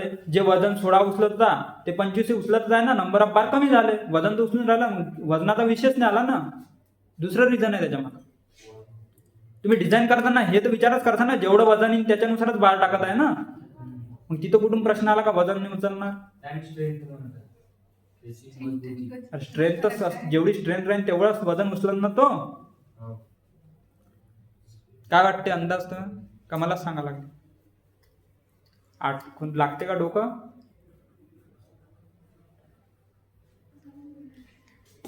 जास्त जर पेसिंग दिली ना तर हे जे कव्हर जे आहे त्याला चिपकून राहील असं नाही होत. त्याचे काय पडू शकते असे तुकडे पडू शकते कारण सपोर्ट नाही भेटत ना त्याला. दूर जास्त राहिलं कॉन्क्रीट मध्ये काय होईल गॅप जास्त बॉन्ड काय होईल तेवढा बनन का त्याच्या नाही. तर बाहेरचं कॉन्क्रीट काय होईल असं पडू शकते साईडनं थोडी चिप म्हणजे त्याला लक्षात. तर त्याच्यानं काय करतो आपण 300 आयएस सोडून राहिला 300 पेक्षा जास्त पेसिंग द्यायला नाही पाहिजे. म्हणजे जरी तुमची 400 जरी आली तरी 300च लिहा. डिझाईन मध्ये करताना असंच करा लागते. म्हणजे जर सपोज 300 mm आली तुमची किती आली 400 तर मग आपण काय लिहितो असं 300 और 400 mm आणि मग काय म्हणतो as per the IS code मग असं स्टेटमेंट द्यायला लागते. As per the IS code 456 spacing should not be allowed more than 300 mm therefore provide equal to 300 mm असं करावं लागते. म्हणजे 400 द्यायला लागते सोडून आणि 300 घेऊन द्यायला लागते. म्हणजे आलं का लक्षात. अशा टाईपचे न्यूमेरिकल सॉल्व्ह करताना पॉईंट लिहा लागत असते. तर हे असं राहते. झालं लक्षात? पेसिंग किती राहते? 300 300 mm. एक लक्षात मिनिमम म्हणजे आता एक लक्षात ठेवा, याच्या केसमध्ये किती बार आहे? 4. सर्कलच्या केसमध्ये किती आहे? 6. आणि पेसिंग कितीच्या खाली नाही गेली पाहिजे? 300 mm च्या खाली गेली पाहिजे, वर नाही गेली पाहिजे. खाली चालते, वर नाही गेली पाहिजे. तर हा एक क्रायटेरिया आहे. मग यानंतर एक दुसरा एक आहे का, जर सपोज हा आता मी जर इथे काय काढला, पेंटागॉन काढला. पेंटागॉन माहित आहे ना? पेंटागॉनचा सपोज तुम्ही कॉलम डिझाईन केला एखाद्या ठिकाणी, होऊ शकते ना? ते कुठे होऊ शकते? जेव्हा एखादं टुरिझम सेंटर असं किंवा अशा ठिकाणी थोडं जास्त आपण बिल्डिंग वेगवेगळ्या टाईपचे डिझाईन करतो ना आर्किटेक्चरनुसार, मग अशा शेपचा कॉलम जर बनवला सपोज इन केस, तर मग ह्या केसमध्ये तुम्ही किती नंबर ऑफ बार देसाल मिनिमम? जसं या केसमध्ये तुम्ही मिनिमम 4 सांगितले ना, या केसमध्ये 6 सांगितले, तर या केसमध्ये किती बार येईल मिनिमम? किती? कसे आले 5? 5 कॉर्नरला 5. आलं लक्षात? 1 2 3 4 5. मग हा जर 6 हेक्सागॉन असता म्हणजे 6 कॉर्नर, मग किती बार? ऑक्टॅगॉन असता तर हे समजू शकता ना तुम्हाला? हे मिनिमम आहे, म्हणजे याच्यापेक्षा जास्त देऊ शकता, पण कमीत कमी एवढे तर द्यायलाच पाहिजे. आलं का लक्षात? नाही तर असं नाही, बार वाचवायच्या चक्कर मध्ये तुम्ही 4 आहे ना कॉलमचे, ह्या 4 कॉर्नर 4 देऊन दिले आणि हा वरचा राहू दिला, असं चालते का? नाही, कारण आयएस कोड मध्ये मिनिमम तेवढे बार प्रोव्हाइड करायला पाहिजे. त्यानंतर आता मिनिमम नंबर ऑफ बारचा कॉन्सेप्ट क्लिअर झाला ना तुम्हाला? त्यानंतर जे तुम्ही रेन्फोर्समेंट देता, मी एक कन्सेप्ट सांगितला तुम्हाला का, लिमिट पेक्षा लोहा जास्त जर टाकला तर काय होते? स्ट्रक्चर फेल होते. तर आपण जनरल लिमिट पेक्षा जास्त टाकत नाही, कारण लोहा जास्त टाकतो म्हटलं तर काय ते खर्चही वाढते ना. पण एखाद्याच्या डोक्यामध्ये असा कन्सेप्ट येऊ शकते, काय येऊ शकते का, मी खूप लोहा टाकतो तर माझं स्ट्रक्चर काय होईल? स्ट्रॉंग होईल. काय होईल? स्ट्रॉंग. त्याची एक रेंज आहे, त्या रेंज पर्यंत टाकला तर काही प्रॉब्लेम नाही आहे. गरजेपेक्षा जास्त लोहा टाकला तर काही प्रॉब्लेम नाही, फक्त काय तो खिशातून पैसाच जाते. पण एका लिमिटच्या वर टाकला तर काय होते? स्ट्रक्चर फेल होऊ शकते. कसं फेल होते? ते जर जास्त लोहा झाला म्हणजे स्ट्रक्चर कोणतं झालं? ओव्हर रेनफोर्स झालं. काय झालं? Over reinforce. आणि मी सांगितलं आपण कोणतं डिझाईन करतो स्ट्रक्चर? बीम कसा डिझाईन करतो आपण? अंडर रेनफोर्स करतो. कसा करतो? Under reinforce. त्याच्या मागे रिझन हे सांगितलं होतं का अंडर रेनफोर्स केलं म्हणजे काय, ते लोहा कमी, कॉन्क्रीटची ताकद जास्त. तर सगळ्यात पहिले फेल कोणी? कॉन्क्रीटची ताकद जास्त आहे, लोह्याची ताकद कमी आहे, मग फेल कोणी? ज्याची ताकद जास्त आहे तो कसा काय पहिले फेल होईल? ज्याची कमी ताकद आहे तोच पहिले फेल होईल ना. कोणाची कमी ताकद आहे? लोहाची. म्हणजे कोणता सेक्शन आहे? Under reinforce. Under reinforce section मध्ये फेल कोण राहिला? पहिले लोहा फेल होता. आणि लोहाचा फेल्युअर कसा राहते? हळूहळू ग्रॅज्युअली फेल्युअर राहते. कसा ते? तो शो करते आपल्याला का मी फेल होत आहे. लक्षात? हळूहळू बेंड होते, मग हळूहळू दूर होऊन मग फेल होते. म्हणजे काय ते आपल्याला स्ट्रक्चर एकदम फेल नाही होत, आपल्याला माहित पडते का स्ट्रक्चर काय होता? फेल होत आहे. पण जर तुम्ही ओव्हर रेनफोर्स केलं तर मग काय होईल? लोहाची ताकद काय झाली? जास्त झाली, आणि कॉन्क्रीटची ताकद झाली कमी. आणि कॉन्क्रीट कसं फेल होते? सडन होते. काय ते? सडन होते. तर पुढे एकदम एका झटक्यात फेल्युअर. म्हणजे लिमिटपेक्षा जर 100ची ताकद आहे त्या कॉन्क्रीटची घ्यायची, आणि जशी 100 गेली तो पुरेच्या पुरं कॉन्क्रीट एका झटक्यात पडते. अशी घटना नागपूरमध्ये घडली होती का, एका शोरूम मध्ये एका लिमिट पेक्षा जास्त लोहा टाकला होता तर रातोरात नाही का स्लॅब कोसळला होता. आणि तुम्ही असे गोष्टी ऐकल्या असाल कधी कधी टीव्हीवरही, रातोरात स्लॅब कोसळला. कधी कधी रेन्फोर्समेंट लिमिटपेक्षा जास्त होते तर त्याचे क्रायटेरिया का, किती पर्सेंटच्या वर गेलं नाही पाहिजे असे पण क्रायटेरिया राहतात. तर कॉलमच्या प्रत्येक बीम, कॉलम, स्लॅब याच्यासाठी वेगवेगळे पर्सेंटेज दिला त्यांनी. काय केला? वेगवेगळे पर्सेंटेज दिला. तर कॉलमच्या केसमध्ये असे जे पर्सेंटेज दिले म्हणजे 2% आहे. एक राहते मिनिमम रेन्फोर्समेंट. काय राहते? रेन्फोर्समेंट म्हणजे तुम्ही लोहा टाकत आहे ना. एक राहते मिनिमम आणि मॅक्झिमम. काय असते? Maximum reinforcement. आला का लक्षात? तर आता एक मिनिमम आहे आणि एक काय? मॅक्झिमम आहे. मिनिममचा अर्थ काय? ह्याच्या खाली नाही टाकायला पाहिजे. जरी सपोज नाही का तुम्ही तुमच्यापाशी नसन लोहा तरी तुम्हाला विकत घेऊन यायला लागेल, पण या पर्सेंटेजच्या खाली तुम्हाला रेन्फोर्समेंट करता येणार नाही. आणि मॅक्झिमम म्हणजे काय? ह्याच्यापेक्षा जास्त वर जाता नाही, त्याच्या आतमध्ये तुमचं रेन्फोर्समेंट काय अलाउ आहे. तर कॉलमच्या केसमध्ये हा एक ऑब्जेक्टिव्ह आहे बरं चांगला. तर कॉलमच्या केसमध्ये मिनिमम रेन्फोर्समेंट जे राहते ते किती राहते? 0.8% of gross area of a column. म्हणजे त्याचा जो एरिया तर ते काय राहते एजी ते पण मी समजून सांगतो. आणि मॅक्झिमम जे राहते हे किती राहते? 6%. किती? 6% ऑफ काय? हेच हे जे वरचं आहे ना ग्रॉस एरिया ऑफ कॉलम. आता ग्रॉस एरिया म्हणजे कसा, तर जसं फॉर एक्झाम्पल जर तुमचा तो मगाचाच कॉलम कन्सिडर करतो मी, कोणता हा मगाचा कॉलम किती होता असा 30 सेंटीमीटर, असा किती होता 50 सेंटीमीटर. याचा ग्रॉस एरिया किती निघून येतो बघा, याचा ग्रॉस एरिया निघतो या दोघाचा एरिया किती होते, एरिया 5×15 15 हे 2 0 म्हणजे किती आलं 1500, किती आलं 1500 सेंटीमीटर स्क्वेअर. तर याचे 6%, याचे 6%. जर याचे 6% जर म्हटलं तर आता जर समज 1500 चे 10% किती झालं 150, आणि 6% म्हणजे 5% झालं 150 चे अर्धे 75, किती झाले 75 सेंटीमीटर स्क्वेअर. आणि वरचा 1% म्हणजे 75 मध्ये नाही का 15 ऍड करून टाका, किती होते 80 90. तर किती 90, किती 90, जे 90 आहे 90 सेंटीमीटर स्क्वेअर. आता सेंटीमीटर मध्ये कॅल्क्युलेट करता म्हणून सेंटीमीटर स्क्वेअर. तर याच्यावर नाही का रेन्फोर्समेंट दिला नाही पाहिजे, इथची गोष्ट सांगा तुम्ही या अर्थ. आणि जर सपोज नाही का याच्या केसमध्ये जर आहे याचं किती 0.8% आहे ना, तर या केसमध्ये कोणता क्रायटेरिया मिनिमम 0.8. जर लोहा जर याच्या खाली जात असेल तरी आपण एवढं काय करा प्रोव्हाइड करा, आणि याच्यापेक्षा जास्त नाही. आला लक्षात मिनिमम मॅक्सिमम. तुम्हाला लक्षात काय ठेवायचं याच्यातलं, ही व्हॅल्यू महत्वाची. कोणती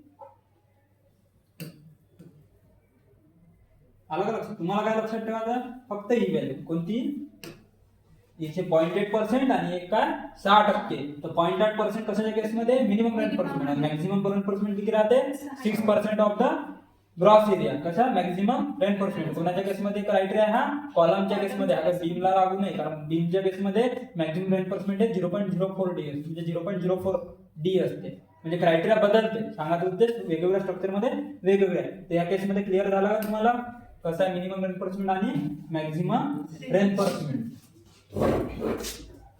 कॉलमच्या केसमध्ये. आणि एक लक्षात ठेवा, बरेच वेळा पेपरमध्ये कसा ऑब्जेक्टिव्ह येत असतो का मॅक्सिमम रेन्फोर्समेंटच्या बदली काय विचारतात ते तुम्ही प्रिफर किती करता, प्रिफरेबल काय करता प्रिफर किती करता, म्हणजे आपल्याला प्रिफर किती करतो. जरी जास्तीत जास्त किती आहे 6%, तर आपण किती प्रिफर करतो, तर आपण किती प्रिफर करायला पाहिजे 4%. किती हे एक्स्ट्रा गोष्ट सांगत आहे, किती असते 4%, म्हणजे 4% 6% ने किती प्रिफर आपण किती करतो 4%. त्याच्या मागे रिझन हे आहे, त्याच्या मागे एक रिझन आहे. 6% रेन्फोर्समेंट जेव्हा प्रोव्हाइड करतो तर काय होते, जो कॉलम राहतो सपोज हा कॉलम आहे, इथं काय होईल खूप जास्त जर समजा तुम्ही बार असे असे येऊन गेले, कसे झाले असे जवळ जवळ येऊन गेले असे, त्यांना काय प्रॉब्लेम होईल, काय होईल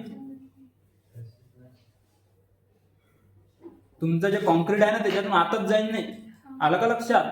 किंवा मग तुम्ही ह्याच्यात मधात भरलं तर साईडचं कव्हरच येणार नाही, कारण ते कॉन्क्रीट जाईल का भिट्टी निघन का तिथून बाहेर निघन, फक्त ते स्लरी बाहेर जाईल. म्हणजे आलं लक्षात स्लरीचं समजते ना, तेवढंच जाईल, ते वाहून जाईल ना, तर काही अर्थ आहे का नाही. तर म्हणून त्याचे पण लिमिटेशन आहे का 6% खूप जास्त जवळ जवळ येऊ शकते. म्हणून काय करते आपण प्रिफर किती करतो 4%. तसं हे एक्स्ट्राचे क्रायटेरिया नाही, तर डिझाईन नुसार तुम्हाला जे येते तुम्ही तेच प्रोव्हाइड करता, फक्त तुम्ही ह्या रेंज पण सोबत करता. जसं फॉर एक्झाम्पल स्टेअरकेसच्या केसमध्ये विचार करा, स्टेअरकेसमध्ये तुम्ही डिझाईन केलं, तुमच्या डिझाईन नुसार त्याला किती पाहिजे होत्या स्टेप पाहिजे होत्या 10 स्टेप, किती 10.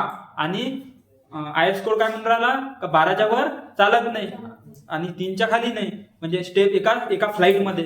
तर मग मला सांगा तुम्ही 10 देसान नाही का 12 देसान का, 10 देऊ नाही शकत का, देऊ शकता ना. पण जर सपोज तुम्हाला 14 निघाला, किती 14, तर तुम्ही एका फ्लाईट मध्ये 14 देसान का नाही देताय,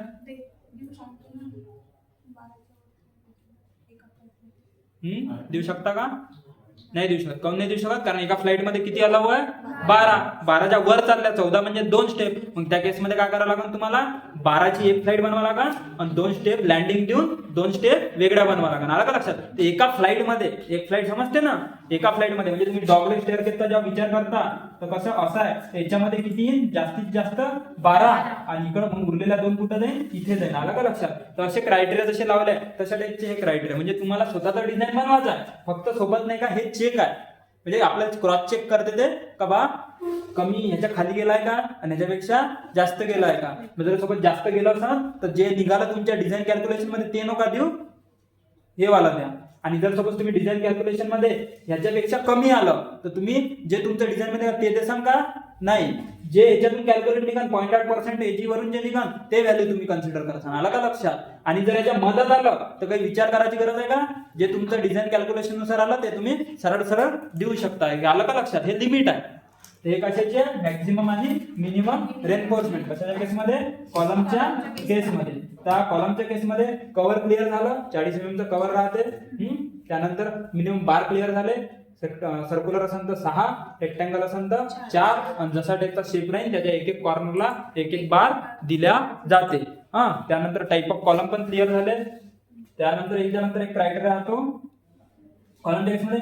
एक अशी पण सिच्युएशन असते आयएस कोडचं असं म्हणणं का तुम्ही 12 mm च्या खालचा बार देऊ शकता. 12 mm च्या खालचा बार देऊ शकता, पण तो केव्हा?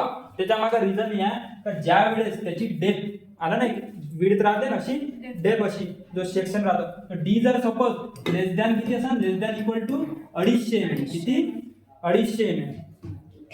जसं तुम्ही 250 mm म्हणजे 25 सेंटीमीटरच्या खाली. कॉलमची साईजच 12 सेंटीमीटरची आहे. एवढा छोटा कॉलम तुम्ही पाहता का 12 सेंटीमीटर जनरल नाही पाहता आपण. एवढ्या जर खाली जर जात असेल एवढ्या साईजच्या म्हणजे 25 सेंटीमीटरच्या खाली जात असेल तर त्याच केसमध्ये तुम्हाला डायमीटर ऑफ बार 12 mm पेक्षा खालचा देता येते. आयएस कोडचं असं म्हणणं.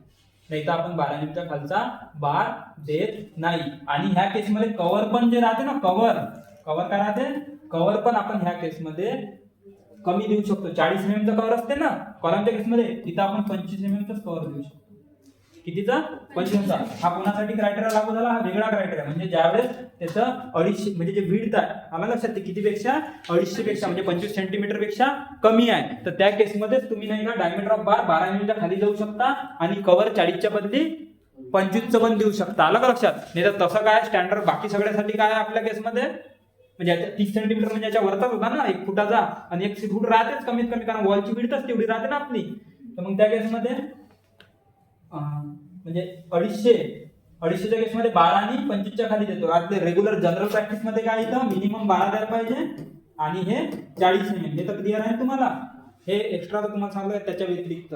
त्यानंतर एक मेन विषय आहे दोनच छोटे कॉन्सेप्ट आहे. एक कॉन्सेप्ट हा आहे का तुमचं जे तुम्ही बार पाहिले कोणते आता हे जे होतं ना किती मिनिमम रेनफोर्समेंट कोणतं पॉईंट आपलं 8% आणि आपलं 0.8% आणि 6%. हे कोणतं रेनफोर्समेंट आहे कॉलम मध्ये कोणते रेनफोर्समेंट असते?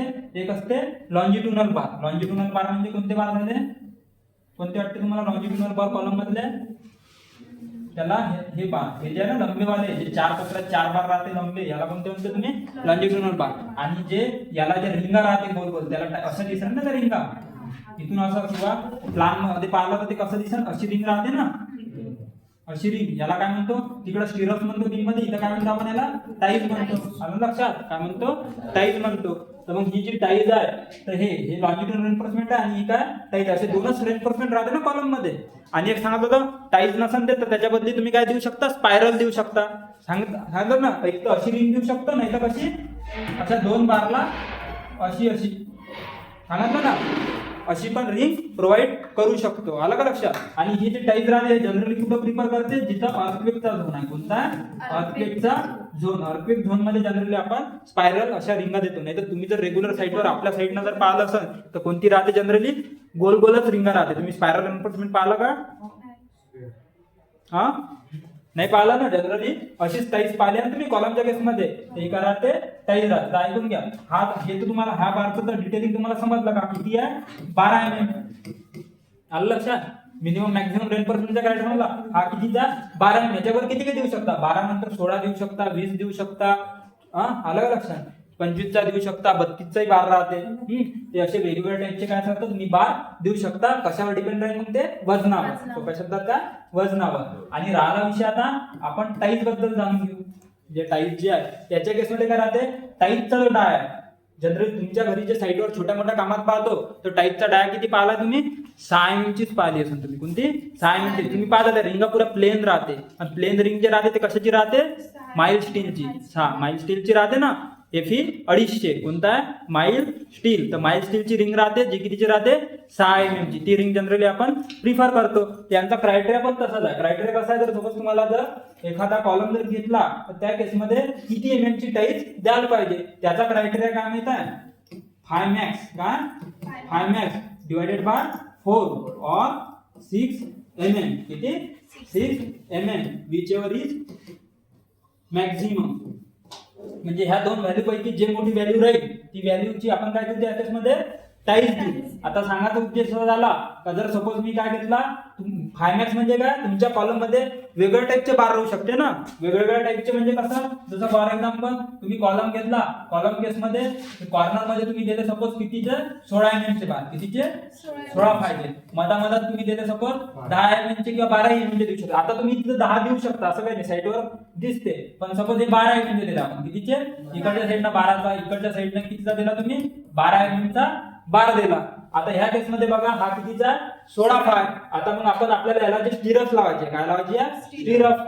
तर ही स्टिरअप किंवा टाईज म्हणता ना, ही टाईज लावायची. तर या टाईजचा किती एम ची टाईज घ्यायला पाहिजे, 6 mm ची घ्यायला पाहिजे का 8 mm ची घ्यायला पाहिजे का 10 mm ची घ्यायला पाहिजे, हे ठरवा लागेल ना. तर हे कसं ठरवायचं, तर त्यासाठी हे दोन फॉर्म्युले दिले. काय दिले 5 max बाय 4 ऑन 6 mm. आता आपण कॅल्क्युलेशन मध्ये गेलो. आपल्या केस मध्ये 5 max म्हणजे काय, तुमच्या जवळ जेवढे बार टाकले त्याच्यामधला मोठ्या साईजचा बार. आता तुमच्या याच्यामध्ये 12 mm चा बार आहे, 16 mm चा बार आहे, त्यातला मोठा साईजचा बार कोणता आहे, कोणता आहे 16 mm. मग तुम्ही काय करसान 5 max ची व्हॅल्यू किती घेसान, किती घेसान 16 भागेला 4 और किती 6 mm.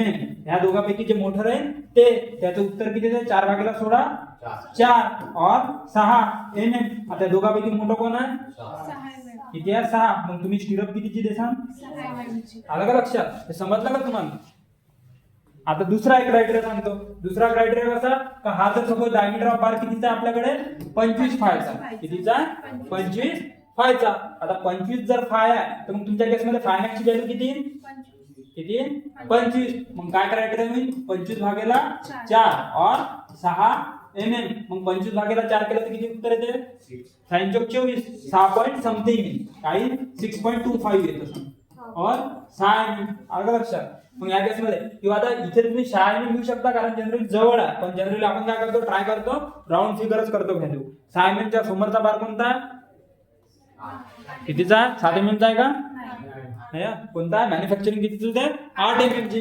तर मग तुमच्याशी तुम्ही कोणता प्रिफर करता इथं, कोणता देसा 8 mm चा देसा. म्हणजे सपोज आता इथून 25 नाही लक्षात येत सांग तर 32 चा जर घेतला आपण तर 32 मध्ये पहा 832 स्वतःवरूनच 8 दिला आहे. मग 8 mm और 6 mm. तर तुम्ही किती mm ची ते रिंग देसा 8 mm ची रिंग देसा. आलं का लक्षात. ते तुम्हाला समजलं का. आता कॅल्क्युलेशनचे कशाचे फॉर्म्युले आहे पण तुम्ही लगेच व्हॅल्यू साईटवर कॅल्क्युलेट करू शकता कितीची रिंग द्यायला पाहिजे कितीची नाही द्यायला पाहिजे. आलं का लक्षात.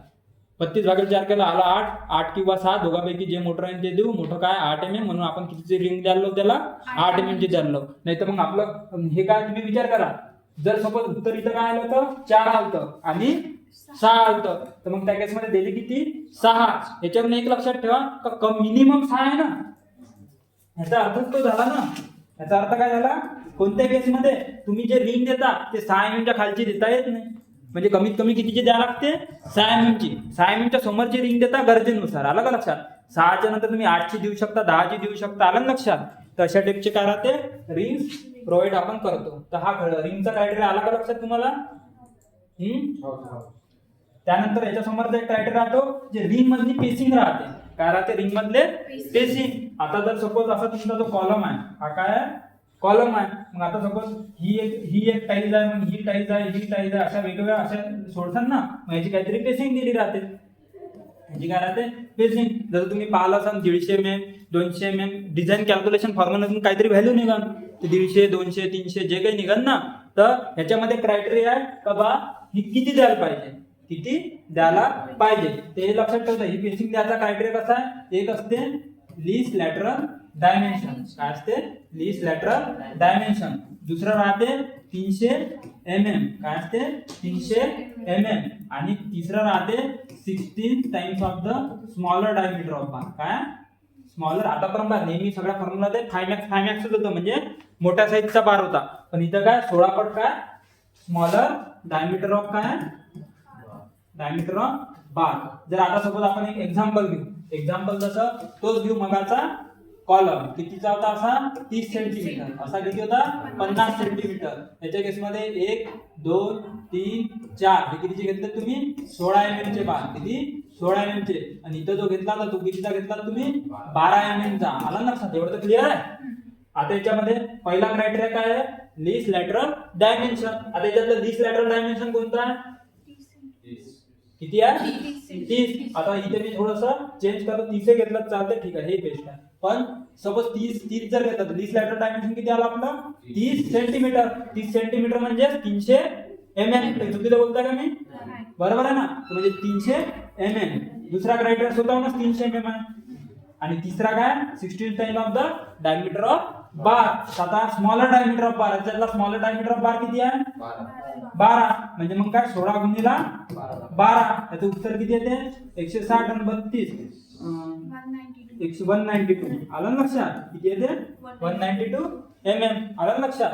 तर मग काय क्रायटेरिया ह्या तिघापैकी विचेवरीच काय घेतो आपण मिनिमम. काय घेतो मिनिमम. आता 300, आता हे दिस लॅटरल डायमेन्शन 300 आलं. आता विचार करा तुमचं जर हे सपोज 20 सेंटीमीटरचा असता, कितीचा 20 सेंटीमीटरचा, इथं काय असतं मग 200 mm. मग 200 mm 300 mm आणि 192 mm. त्याच्यापैकी मग कोणती व्हॅल्यू घेतली असते तुम्ही? विचेवरीच मिनिमम आहे ना, त्या 3 पैकी मिनिमम व्हॅल्यू घेतो. तर मग 3 पैकी मिनिमम व्हॅल्यू कोणती? 300 300 192 कोणती? किती 192. तर मग याच्यानुसार काय आपण ह्या व्हॅल्यू साठी आपण डिझाईन करू. कितीसाठी? आता साईटवर काय होते मग विषय, साईटवर 192 देता येते का? आपण जर त्याला म्हटलं 192 मोज, तो खरंच मोजते का?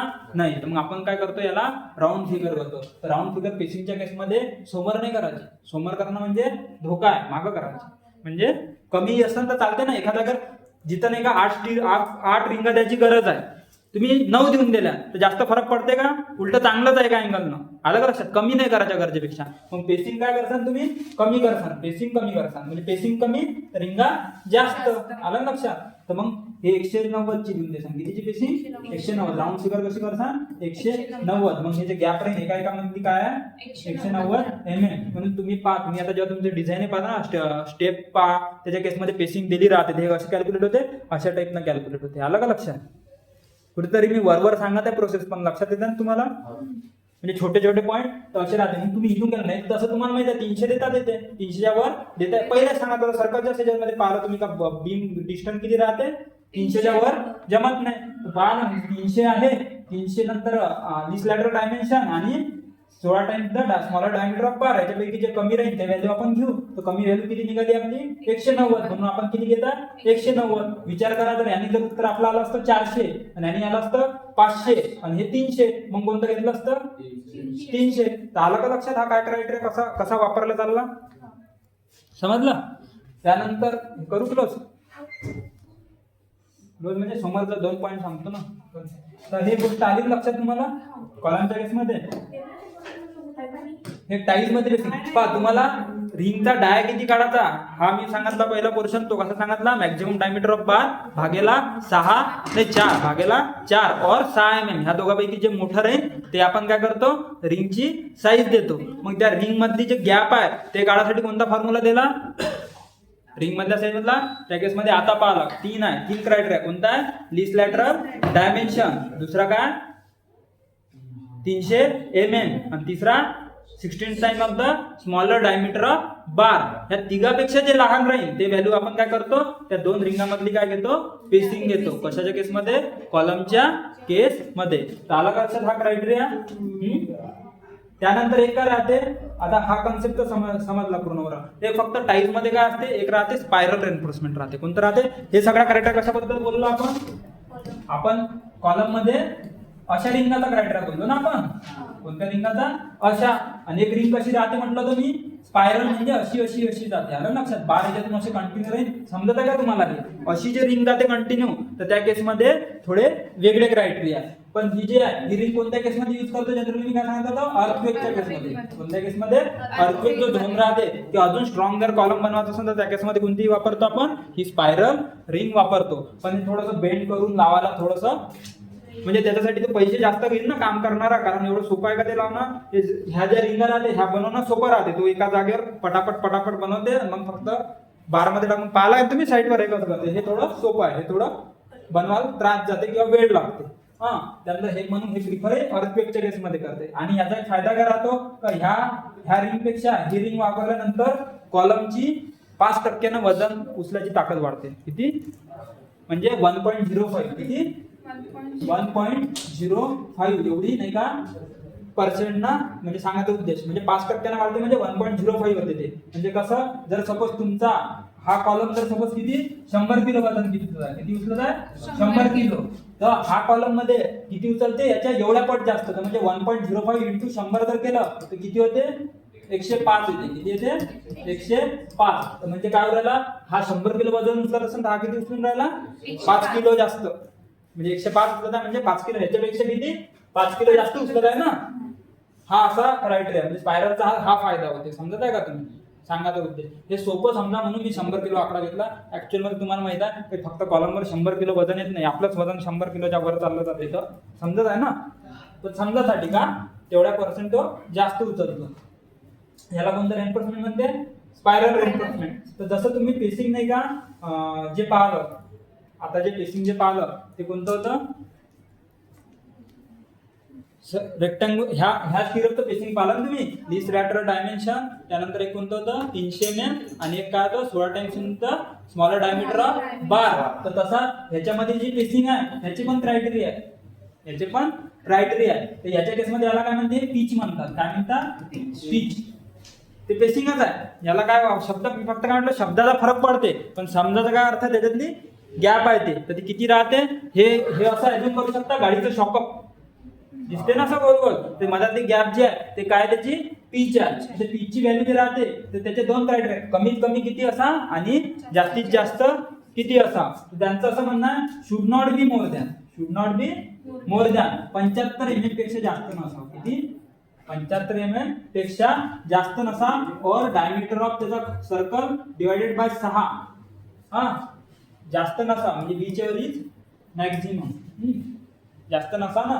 तर याच्यापेक्षा जे नाही का जास्त नसा त्याच्या केसमध्ये किती 75 mm पेक्षा जास्त जाड नसा आणि किती पेक्षा कमी नसा. किती पेक्षा कमी नसा 25 mm. किती 25 mm और 3 times the diameter of helix राहते.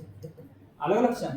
आता हे काय असते डायमीटर ऑफ कोर म्हणजे काय. आता जर तुम्ही याला असं वरून जर पाहिलं असं खाली चाललं ना तर हा जो डाय आहे हा त्याचा काय सोप्या शब्दात डायमीटर ऑफ तो सर्कल हा बाजूचा जो सर्कल आहे त्याचा डायमीटर आहे. आणि कोर हेलिक्सचा जो राहते म्हणजे जे स्टिरअप राहते तशी इथं सायमेंट जी होती ना त्याचा जो डाय आहे त्याला गुणिला 3 केल्यानंतर जे व्हॅल्यू येईल त्याच्यापेक्षा या दोघांपेक्षा जे राहील त्याच्यापेक्षा कमी नाही झालं पाहिजे. म्हणजे 25 समजत आहे का 75 mm पेक्षा जास्त नसा आणि 25 mm पेक्षा कमी नसा. म्हणजे 75 आणि 25 च्या मधात असा. आलं का लक्षात. ते आलं का लक्षात. 75 आणि 25 mm पेक्षा should not be more than 75 mm for diameter of core divided by 6 आणि हे काय 25 mm or 3 times the diameter of helix.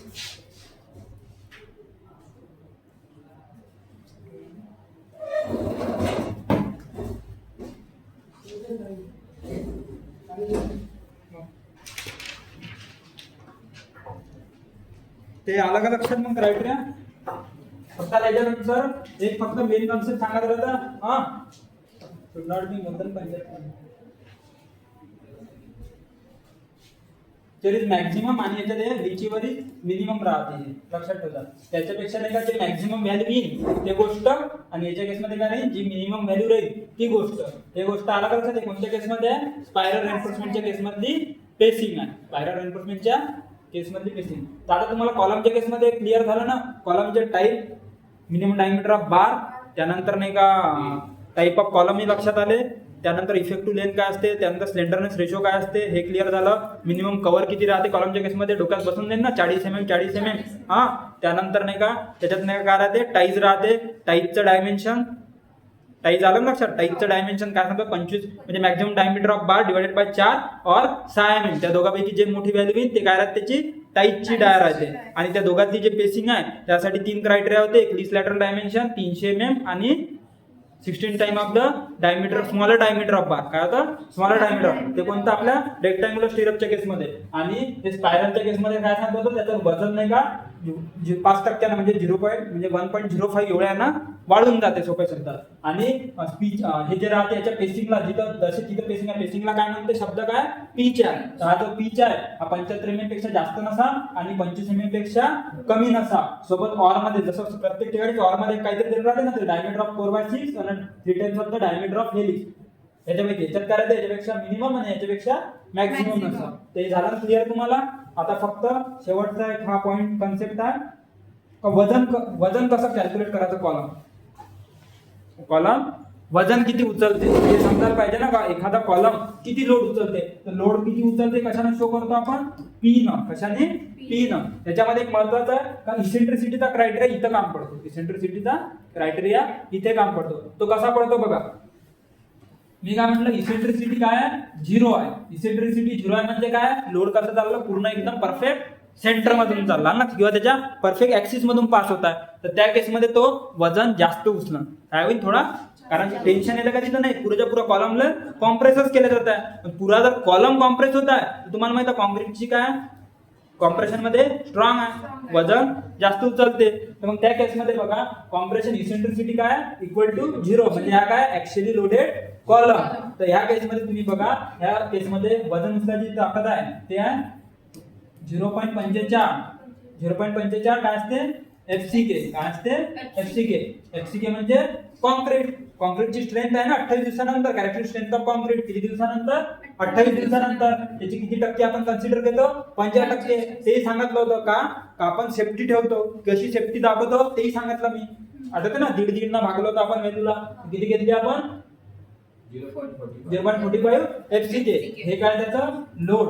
आणि ऐकून घ्या, एक मी सोप्या शब्दात सांगा, हा कॉन्सेप्ट थोडा डिटेल थोडंसं पाहिजे का 1 मिनिटासाठी. एक असा आहे जे लोड राहते ना, पी कसं आहे ते तुम्हाला मी स्ट्रेस आणि स्ट्रेन समजवलं होतं, आठवते ना, स्ट्रेस आणि स्ट्रेन. तर स्ट्रेस काय असतं माहिती का, स्ट्रेसचा फॉर्म्युला काय फक्त लक्षात ठेवा, stress STRE stress is equal to असते लोड अपॉन एरिया. तर पी म्हणजे काय, लोड अपॉन काय एरिया, आणि हे काय स्ट्रेस आहे. तर आता आपण काय करताय, आपल्याला काय काढायचं आहे, कॉलम किती लोड घेते, कॉलम किती लोड घेते. तर पी म्हणजे काय, लोड. ही काय लोड. तर आता लोड कॅल्क्युलेट करायचा आहे तर तुम्हाला काय करायला लागेल ना, ए ला इकडे पाठवावं लागेल. म्हणजे काय ते लोड इज इक्वल टू काय होता, स्ट्रेस इंटू काय ते एरिया. समजत आहे का, स्ट्रेस इंटू एरिया. तुम्हाला कॅल्क्युलेट काय करायचं आहे, लोडच करायचा आहे. तर मग सोप्या शब्दात एक लक्षात ठेवा, तर तुम्हाला लोड काढायचा आहे. कॉलम मध्ये जे लोड घेईल ते लोड कोण घेणार आहे, एक स्टील घेणार आहे आणि एक कोण घेणार आहे, कॉन्क्रीट घेणार आहे. मग तुम्हाला काय करायला लागेल, पहिले एक स्टीलचा विचार करा, मग कॉन्क्रीटचा करा. ते दोघं मिळून जेवढं वजन उचला, म्हणजे सपोज कॉन्क्रीट नाही का 10 किलो वजन उचलत आहे आणि स्टील पण 15 किलो वजन उचलत, तर टोटल कॉलम किती वजन उचलत आहे, 25. आलं लक्षात, म्हणजे दोघांची काय करायला ऍडिशन. तर सेम विषय हाच आहे. तर आता 0.45 FCK हे काय तुमचं स्ट्रेस आहे. काय आहे, स्ट्रेस आहे. 0.45 FCK तुम्ही एवढं स्ट्रेस कॉलम उचलते बा, असं म्हणजे कॉन्क्रीट उचलते आपण डिझाईन नुसार ठरवलं. आलं का लक्षात. आणि मग याला कशाने मल्टिप्लाय करावं लागेल, एरिया ना. आता एरिया हे कशाचा आहे, कॉन्क्रीटचं. 0.45 FCK कशाची स्ट्रेस आहे, कॉन्क्रीटची. तर मग एरिया कोणाचा लागेल, कॉन्क्रीटचा. तर कॉन्क्रीट साठी काय, area of concrete, AC, area of concrete. आलं का लक्षात. मग आता हे झालं कशाचा विषय, कॉन्क्रीटचा विषय. असंच तुम्हाला स्टीलचं घ्यावं लागेल. कशाला घ्यावं लागेल, स्टीलचं. तर स्टीलच्या केसमध्ये स्ट्रेस घेता तर तुम्हाला आठवते मी काय सांगत होतं, ज्या पार्शियल फॅक्टर ऑफ सेफ्टीचा वापरतो स्टीलच्या केसमध्ये, तो किती राहते, 1.15. किती राहते, 1.15. जर तुम्ही 1 डिवायडेड बाय 1.15 केलं तर त्याचं उत्तर येते 0.87 FY. किती येते, 0.87 FY. पण आपण कॉलम डिझाईन मध्ये 0.87 नाही घेत, आपण किती कन्सिडर करतो, 0.75. म्हणजे अजून सेफ्टी लावली. समजत आहे का तुम्हाला, 87 घेऊ शकता ना, किती घेतलं, अजून सेफ्टी लावली म्हणजे किती घेतलं त्यांना, 0.75 इंटू काय. जसं कॉन्क्रीटची स्ट्रेस जे राहते ते काय राहते, FCK. तर स्टीलची स्ट्रेस काय राहते, FY राहते, इल स्ट्रेंथ ऑफ स्टील. आठवते इल स्ट्रेंथ करत होतो मी स्टील मध्ये, FY कशात राहते, स्टील केस मध्ये. आणि मग स्टील मध्ये FY काय हे काय झाली, याची स्ट्रेस झाली. याला मल्टिप्लाय करायला लागेल एरिया. तर मग काय, एरिया ऑफ स्टील AS. तसं ते AST राहते. AST कोण म्हणतात त्याला, का AST म्हणजे area of steel in compression. आता कॉलम मध्ये जेवढे तुम्ही स्टील देणार आहे ते काय होणार आहे, कॉम्प्रेशन होणार आहे ना. म्हणून मग तिथं शब्द लिहितात ते AST म्हणजे area of steel in compression. सोप्या शब्दात एरिया कशाचा घेतला त्यांनी, स्टीलचा. आणि इथं जो एरिया जो घेतला तो कशाचा घेतला, कॉन्क्रीटचा. इथं असे लिहू शकता तुम्ही ACC म्हणजे area of concrete in compression, area of steel in compression. त्याच्या दोघांची ऍडिशन केली तर मग काय भेटते तुम्हाला, कॉलम टोटल लोड किती उचलते. आणि हा कोणता कॉलम? Short column. कोणता कॉलम? शॉर्ट कॉलम साठी भेटते बरं हे वजन. लॉंग कॉलम तर नाही भेटत आहे. कशाचं? शॉर्ट कॉलमचं. इसेंट्रिसिटी काय होती? 0. त्या केस मध्ये तुम्हाला जर तो कॉलम किती वजन उचलते, कोणता? शॉर्ट कॉलम, तर त्या केस मध्ये फॉर्म्युला काय? P = 0.45 FCK into area of concrete plus 0.75 FY into area of steel in compression. ते समजत आहे का तुम्हाला? आता जर म्हणजे जर सपोज एखादा आपण खूप मगात जर सपोज तुम्ही एक्झाम्पल घेतलं कोणतं? 30 सेंटीमीटर 50 सेंटीमीटर, इथं तुमचे बार किती? 16 mm चा बार आणि 12 mm चा बार. आला का लक्षात? कितीचा? 12चा. तर तुम्ही जर कॅल्क्युलेट जर करायला गेले तर तुम्हाला असं व्हॅल्यू दिल्या राहते. म्हणजे जसं फॉर एक्झाम्पल तुम्ही हे जरच्या जसं दिसाल 0.45 FCK म्हणजे काय? तुम्ही कोणता ग्रेड ऑफ कॉन्क्रीटचा वापरलं. तर जनरल तुम्ही ग्रेड ऑफ कॉन्क्रीट कॉलम मध्ये कोणता वापरता? M20, M15, M20 किंवा M25 पण वापरता. हेवी लोडेड कॉलम असेल तर M20 जर वापरला तर FCK ची व्हॅल्यू किती दिसा? 20. Area of concrete, area of concrete म्हणजे आपला कॉलमची साईज, पूर्णच कॉन्क्रीट आहे ना. मग 30 गुणिला 50 किती येते? हे 1500. मग 1500 अधिक 0.75 FY म्हणजे तुम्ही कोणता ग्रेड ऑफचा स्टील वापरलाय. तर ग्रेड स्टीलचे मी पहिलेच सांगितलंय 250, 415, 500, 550. मग आपण जर सपोज 415चा वापरला, कोणता? 415चा, तर मग 415 इंटू FY ची व्हॅल्यू किती येऊन जाईल? 415. आणि area of steel in compression हे कसं कॅल्क्युलेट करावं लागते?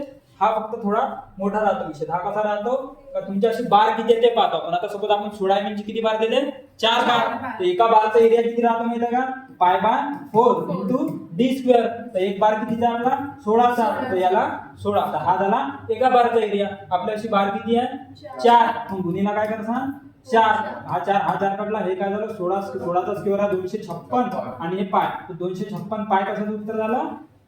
ह्या 4 बारचा एरिया. पण आपल्यापाशी 12चे बी आहे. जर सपोज 12चे 12 असेल तर त्याचा अजून एरियाच्यात ऍड करावा लागेल. मग π/4 इंटू 12चा स्क्वेअर गुणिला 4 बार असेल तर 4. हे 4 कटले, हे 4 कटले. 12चा स्क्वेअर 144 पाय म्हणजे 256 पाय प्लस 144 पाय. याचं उत्तर जे काढसान ते उत्तर कुठे टाकसान तुम्ही? Area of steel in compression. मग हे सगळ्याची ऍडिशन केली तर जे काही व्हॅल्यू येईल ना, ते व्हॅल्यू म्हणजे तुमचं तेवढं लोड तो कॉलम उचलणार आहे. तो सोप्या शब्दात मला हे समजासाठी त्याला मी व्हॅल्यू देऊन पण सांगायचा उद्देश काय? फॉर्म्युला कोणता? हा फॉर्म्युला. आला का लक्षात? ते लक्षात येते का? कसं लोड कॅल्क्युलेट करते, कॉलम वर किती वजन तो घेऊ शकते किंवा एवढ्या वजनासाठी कसं डिझाइन करायचं, काही म्हणजे वरवर प्रोसेस सांगत आहे पण समजत आहे का? मग ही कोणती केस होती? इसेंट्रिसिटी काय होती? 0. पण आपण याच्यासाठी डिझाइन करतो का जनरली? एक दुसरा क्रायटेरिया राहतो, एक राहतो actually loaded column with bending moment. याच्यासाठी डिझाइन करतो ना, तर त्या केसमध्ये शॉर्ट कॉलमच्या केसमध्ये हे मी क्लोज करतो. हा त्या केसमध्ये बघा, जो ऍक्च्युअली लोडेड कोणता आहे? म्हणजे axially loaded plus bending moment. कोणता? Axially loaded plus bending moment. तो बेंड पण होऊ शकतो. ह्या क्रायटेरियाचा आपण काय करतो? विचार करतो. काय करतो? विचार करतो. मग या केसमध्ये 2 केस असते. एक केस कशी राहते? एक केस राहते eccentricity less than or equal to 0.05 d. किती? 0.05 d. म्हणजे याच्यापेक्षा d म्हणजे त्याची डेप्थ. म्हणजे जसं 30 सेंटीमीटर आणि 50 सेंटीमीटर आहे, तर मोठं कोणतं त्यातलं? 50 आहे ना. तर 50 गुणिला 0.0 पासून मल्टिप्लाय करता त्याची व्हॅल्यू. जर सपोज इथं जे इसेंट्रिसिटी आहे, इसेंट्रिसिटी कुठून मोजते? सेंटर पासून मोजते. मी सांगितलं ना. जर सपोज तुम्ही काढलेली इसेंट्रिसिटी किती आहे? तुम्ही सपोज त्या सेंटरच्या सपोर्ट पासून 20 mm दूर ठेवला, म्हणजे 2 सेंटीमीटर दूर ठेवला. काय वजन तुमचं 20 mm पासून दूर चाललं असं तुम्ही कन्सिडर केलं. तर मग जेव्हा 20 mm पासून दूर चाललं आणि याची जर व्हॅल्यू किती आली? 50 आली, तर 20 तर 50 पेक्षा 20 50 पेक्षा लहान आहे. म्हणजे हे तुमची व्हॅल्यू किती आली? 20. आणि मॅक्झिमम किती चालते ह्याच्यात? हे मॅक्झिमम हे आहे. तर मग आता हे जर 50 आले, किती आली व्हॅल्यू? 50 आली सपोज. तर मग तुम्ही कोणत्या कॉलसाठी ह्या क्रायटेरियासाठी डिझाइन करताल ना, कारण कमी आहे ना तुमचा इसेंट्रिसिटी. काय कमी आहे? जर तुमची इसेंट्रिसिटी 60 आली असती म्हणजे काय झालं असतं? ह्याची व्हॅल्यू किती आली तुमची? 60. आणि तुमची नाही, याची 50च आहे, तुमची किती आली? 60. तर हे 50 पेक्षा जास्त आहे ना. त्या केसमध्ये कोणता criteria? E more than 0.05 d. ह्याचं डिझाइन वेगळं आहे. यातून डिटेल आहे मग. पण मी तुम्हाला याच्यासाठीचा ह्याचा जनरल फॉर्म्युला, तर हा फॉर्म्युला मी सांगून देतो. याच्या केसमध्ये काय काहीच नाही. जो आधीचा फॉर्म्युला होता ना, तोच फॉर्म्युला आहे. फक्त थोडासा ते काय करतात, अजून फॅक्टर ऑफ सेफ्टी लावतात. फॅक्टर ऑफ सेफ्टी आलं लक्षात तुम्हाला? जे तुम्ही व्हॅल्यू कमी, जसं 0.87 FY होतं, यांनी किती घेतलं होतं? 0.75 FY घेतलं. म्हणजे अजून सेफ्टी लावली. हे अजून सेफ्टी लावतात, बेंडिंग होत आहे. आलं का लक्षात? तर बेंडिंग मध्ये आता अजून सेफ्टी कशी लावते, जसं ऍक्सियल प्लस काय बेंडिंग मोमेंट आहे ना, त्याच्यासाठी जेव्हा तुम्ही डिझाइन करता तर मग ह्या केस मध्ये शॉर्ट कॉलमची लोड कॅरिंग कॅपॅसिटी क्रायटेरिया काय आहे, इसेंट्रिसिटी हा लेस दॅन इक्वल टू काय 0.05 डी. हे जे आहे ना 0.05 डी म्हणजे काय असते माहिती का, ई मॅक्स असते. काय असते, मॅक्झिमम इसेंट्रिसिटी, म्हणजे याच्यापेक्षा वर जमत नाही. आणि तुमची किती आहे, ई आहे जे तुम्ही कॅल्क्युलेट केली ते जर कमी आहे तर त्या केस मध्ये शॉर्ट कॉलमचा लोड कसा निघते, फॉर्म्युला तोच. तिथं काय होतं, स्ट्रेस इंटू एरिया. कॉन्क्रीटचा स्ट्रेस काय घेतला होता आपण, 0.45 एफसीके. किती घेतला होता, 0.45 एफसीके. तर 0.45 च्या बदली इथं काय घ्यायचा, 0.4 एफसीके घ्यायचा. म्हणजे 5 न काय केलं, कमी केलं. त्याला एरिया काय तुमचा, एफसीके म्हणजे कॉन्क्रीटचा एरिया, म्हणजे area of concrete in compression. त्यानंतर तिथं जे घेतलं होतं तिथं काय घेतलं होतं, 0.75 एफ काय घेतलं होतं, कशासाठी, स्टील साठी. आपण इथं किती घेऊ, 0.67 घेतात. किती घेतात, 0.67 F Y into area of steel in compression. बस हा फॉर्म्युला. आलं का लक्षात, समजलं काय आहे. आता हे पूर्ण कहाणी कोणाची होती, शॉर्ट कॉलम. कोणाची होती, शॉर्ट कॉलमची. तर मग जर सपोज लॉंग कॉलमचं तुम्हाला जर लोड विचारलं, कोणाचं, लॉंग कॉलमचं लोड विचारलं, तर लॉंग कॉलमचं लोड कसं कॅल्क्युलेट करायचं. फॉर्म्युला तुम्हाला आयएस कोडनं शॉर्टचाच दिला, पण तुम्हाला लॉंग कॉलम साठी फक्त त्यांनी एवढंच सांगितलं, एक फॅक्टर दिला, त्या फॅक्टरनं मल्टिप्लाय केलं तर तुमचं नाही का उरलेलं वजन जे येईल ते कशाचं राहील, लॉंग कॉलमचं राहील. तर मला सांगा, लॉंग कॉलम जास्त वजन उचलू शकते का शॉर्ट कॉलम जास्त उचलू शकते. हे तर पटते ना तुम्हाला. म्हणजे तुमचं असं म्हणणं आहे, मग हे आहे ना क्लिअर का, जर सपोज लॉंग शॉर्ट कॉलम तुम्ही डिझाइन केलं, शॉर्ट कॉलम ना म्हटलं का बा तो 1500 टन वजन उचलते. किती, 1500 टन. तर लॉंग कॉलमचं वजन 1500 टन पेक्षा जास्त राहील का कमी राहील, काय रे, 1500 टन पेक्षा कमी राहील ना, एवढं मानणं आहे ना. तर त्याच्यासाठी मग ते काय करतात का, लोड कॅरिंग कॅपॅसिटी ऑफ काय, long column. Load carrying capacity of long column ही काय राहते माहिती आहे का, काहीतरी फॅक्टरनं मल्टिप्लाय करते, त्याला सीआर मध्ये हा रिडक्शन फॅक्टर. शब्दातच काय दिलं त्यांनी, रिडक्शन फॅक्टर. तर मल्टिप्लाय बाय काय राहते, load carrying column capacity of a short column. म्हणजे जे शॉर्ट कॉलम मध्ये तुमचं वजन येईल त्याला ह्या फॅक्टर रिडक्शन फॅक्टरनं मल्टिप्लाय केलं तर तुम्हाला डायरेक्ट उत्तर कशाचं भेटून जाते, लॉंग कॉलमचं. फक्त हा फॅक्टर कसा राहते त्याचा फक्त फॉर्म्युला लिहून देतो. हा, तर फॉर्म्युलाचा हा आहे 1.25. काय, 1.25 एल इफेक्टिव्ह बाय 48 बी आहे. किती आहे, 48 बी. आणि दुसरं एक आहे याच्यातच 1.25 minus L effective by 160 R minimum. आलं का लक्षात. म्हणजे तुम्ही दोन पैकी कोणताही फॉर्म्युला वापरू शकता. आलं का लक्षात. L 1.25 minus L effective by 48 B or 1.25 minus L E minus 160 R minimum. हे दोन पैकी जे वापरसान याच्यातून जे व्हॅल्यू येईल तो तुमचा काय राहील, सोप्या शब्दात रिडक्शन फॅक्टर. त्याचा वापर कसा होते, त्याचा वापर होते सपोज तुम्ही हे त्यात व्हॅल्यू सगळ्या सबस्टिट्यूट केल्या आणि त्यातून एक काहीतरी व्हॅल्यू येईल. सपोज ती व्हॅल्यू आली तुमची किती, 0.8 आली. किती आली, 0.8 आली. किंवा सोप्या शब्दात मी 0.8 नाही घेत, 0.5 घेतो, तुम्हाला समजासाठी सोपं जाते. किती, 0. तुम्ही कॅल्क्युलेट केले, व्हॅल्यू किती आली, 0.5 आली. मग आता सपोज तुमचं नाही का इथं तुम्ही कॅल्क्युलेट केलं शॉर्ट कॉलमचं लोड, ते किती आलं, तर सपोज किती आलं तर 1500. जे काही न्यूटन असेल, किलो न्यूटन असेल, सपोज 1500 किलो न्यूटन आलं. किती आलं, 1500 किलो न्यूटन. तर 1500 किलो न्यूटन कोण वजन उचलू शकत आहे, शॉर्ट कॉलम. लॉंग कॉलम किती उचलन, लॉंग कॉलमचा तुम्ही फॅक्टर रिडक्शन फॅक्टर, कोणता फॅक्टर म्हणते त्याला, रिडक्शन फॅक्टर. रिडक्शन किती आला, तो 0.5 आला. तर मग load carrying capacity of long column किती होईल, लॉंग कॉलम साठी येईल म्हणजे लॉंग कॉलम पीएलसी म्हणजे load carrying capacity of long column is equal to काय, रिडक्शन फॅक्टर कितीचा आहे तुमचा 0.5 चा. आणि तुमचं वजन किती उचलत आहे हा 1500. 0.5 म्हणजे किती असते, 50% सोडू शकतो. किती, 50%. तर मग ह्याचे 50% किती होते 1500 चे, 1500 चे 50%, 1500 का अर्धे, 150 का सवे, 1500 चे अर्धे. 50% म्हणजे काय असते, अर्ध असते ना. तर 1500 चे अर्धे किती होते, 750. तर 750 किलो न्यूटन कोण वजन उचलून तुमचा, लॉंग कॉलम. जर शॉर्ट कॉलम तुमचा जर 1500 उचलत असाल तर लॉंग कॉलम किती उचलत आहे 750. तर हे 750 कोण उचलत आहे कारण फॅक्टर पॉईंट बाद आला. जर फॅक्टर जर पॉईंट 8 आला असता तर पॉईंट 9 आला असता तर त्याच्यानुसार उत्तर आलं असतं. पॉईंट 8 आला असता तुम्ही काय केलं असतं पॉईंट 8 इंटू 1500 15 8 120. मग त्यानं किती वजन उचललं असतं 1200 किलोमीटर. आलं का लक्षात. हे मी डायरेक्ट सांगत आहे 9 वाजता तर 15 9 135 मग 1350 किलोमीटर वजन कोण उचललं असतं लॉंग कॉलम ना. 1500 किलोमीटर कोण उचललं असतं शॉर्ट कॉलम ना. तर गोष्ट समजत आहे का कसं. तो ओव्हरऑल तुम्हाला लक्षात आलं काय कशी राहते डिझाईन प्रोसिजर किंवा मिनिमम डायमीटर ऑफ बार किंवा शॉर्ट कॉलम कसं वजन उचलते त्याचे फॉर्म्युले काय आहे इसेंट्रिसिटी मिनिमम किती मॅक्झिमम किती. ही गोष्ट आली का लक्षात. डायमीटर ऑफ बार स्टिरअप्स नाही तर फक्त काहीतरी आपण ड्रॉ करताय असं नाही झालं पाहिजे ना. कुठेतरी छोटे छोटे कन्सेप्ट तरी आले पाहिजे. त्यातली गॅप कशी राहते मिनिमम तो बार कसा काढला जाते नाही तर फक्त ड्रॉ करताय असंच होते ना. त्याच्यासाठी मी ते एवढं डिटेल समजून सांगितलं तुम्हाला. आणि कॉलमचं बायफर्केशन समजलं ना तर शॉर्ट कॉलम लॉंग कॉलम आणि स्लेंडरनेस रेशो आणि टाईप ऑफ सपोर्ट हे ते ठीक आहे.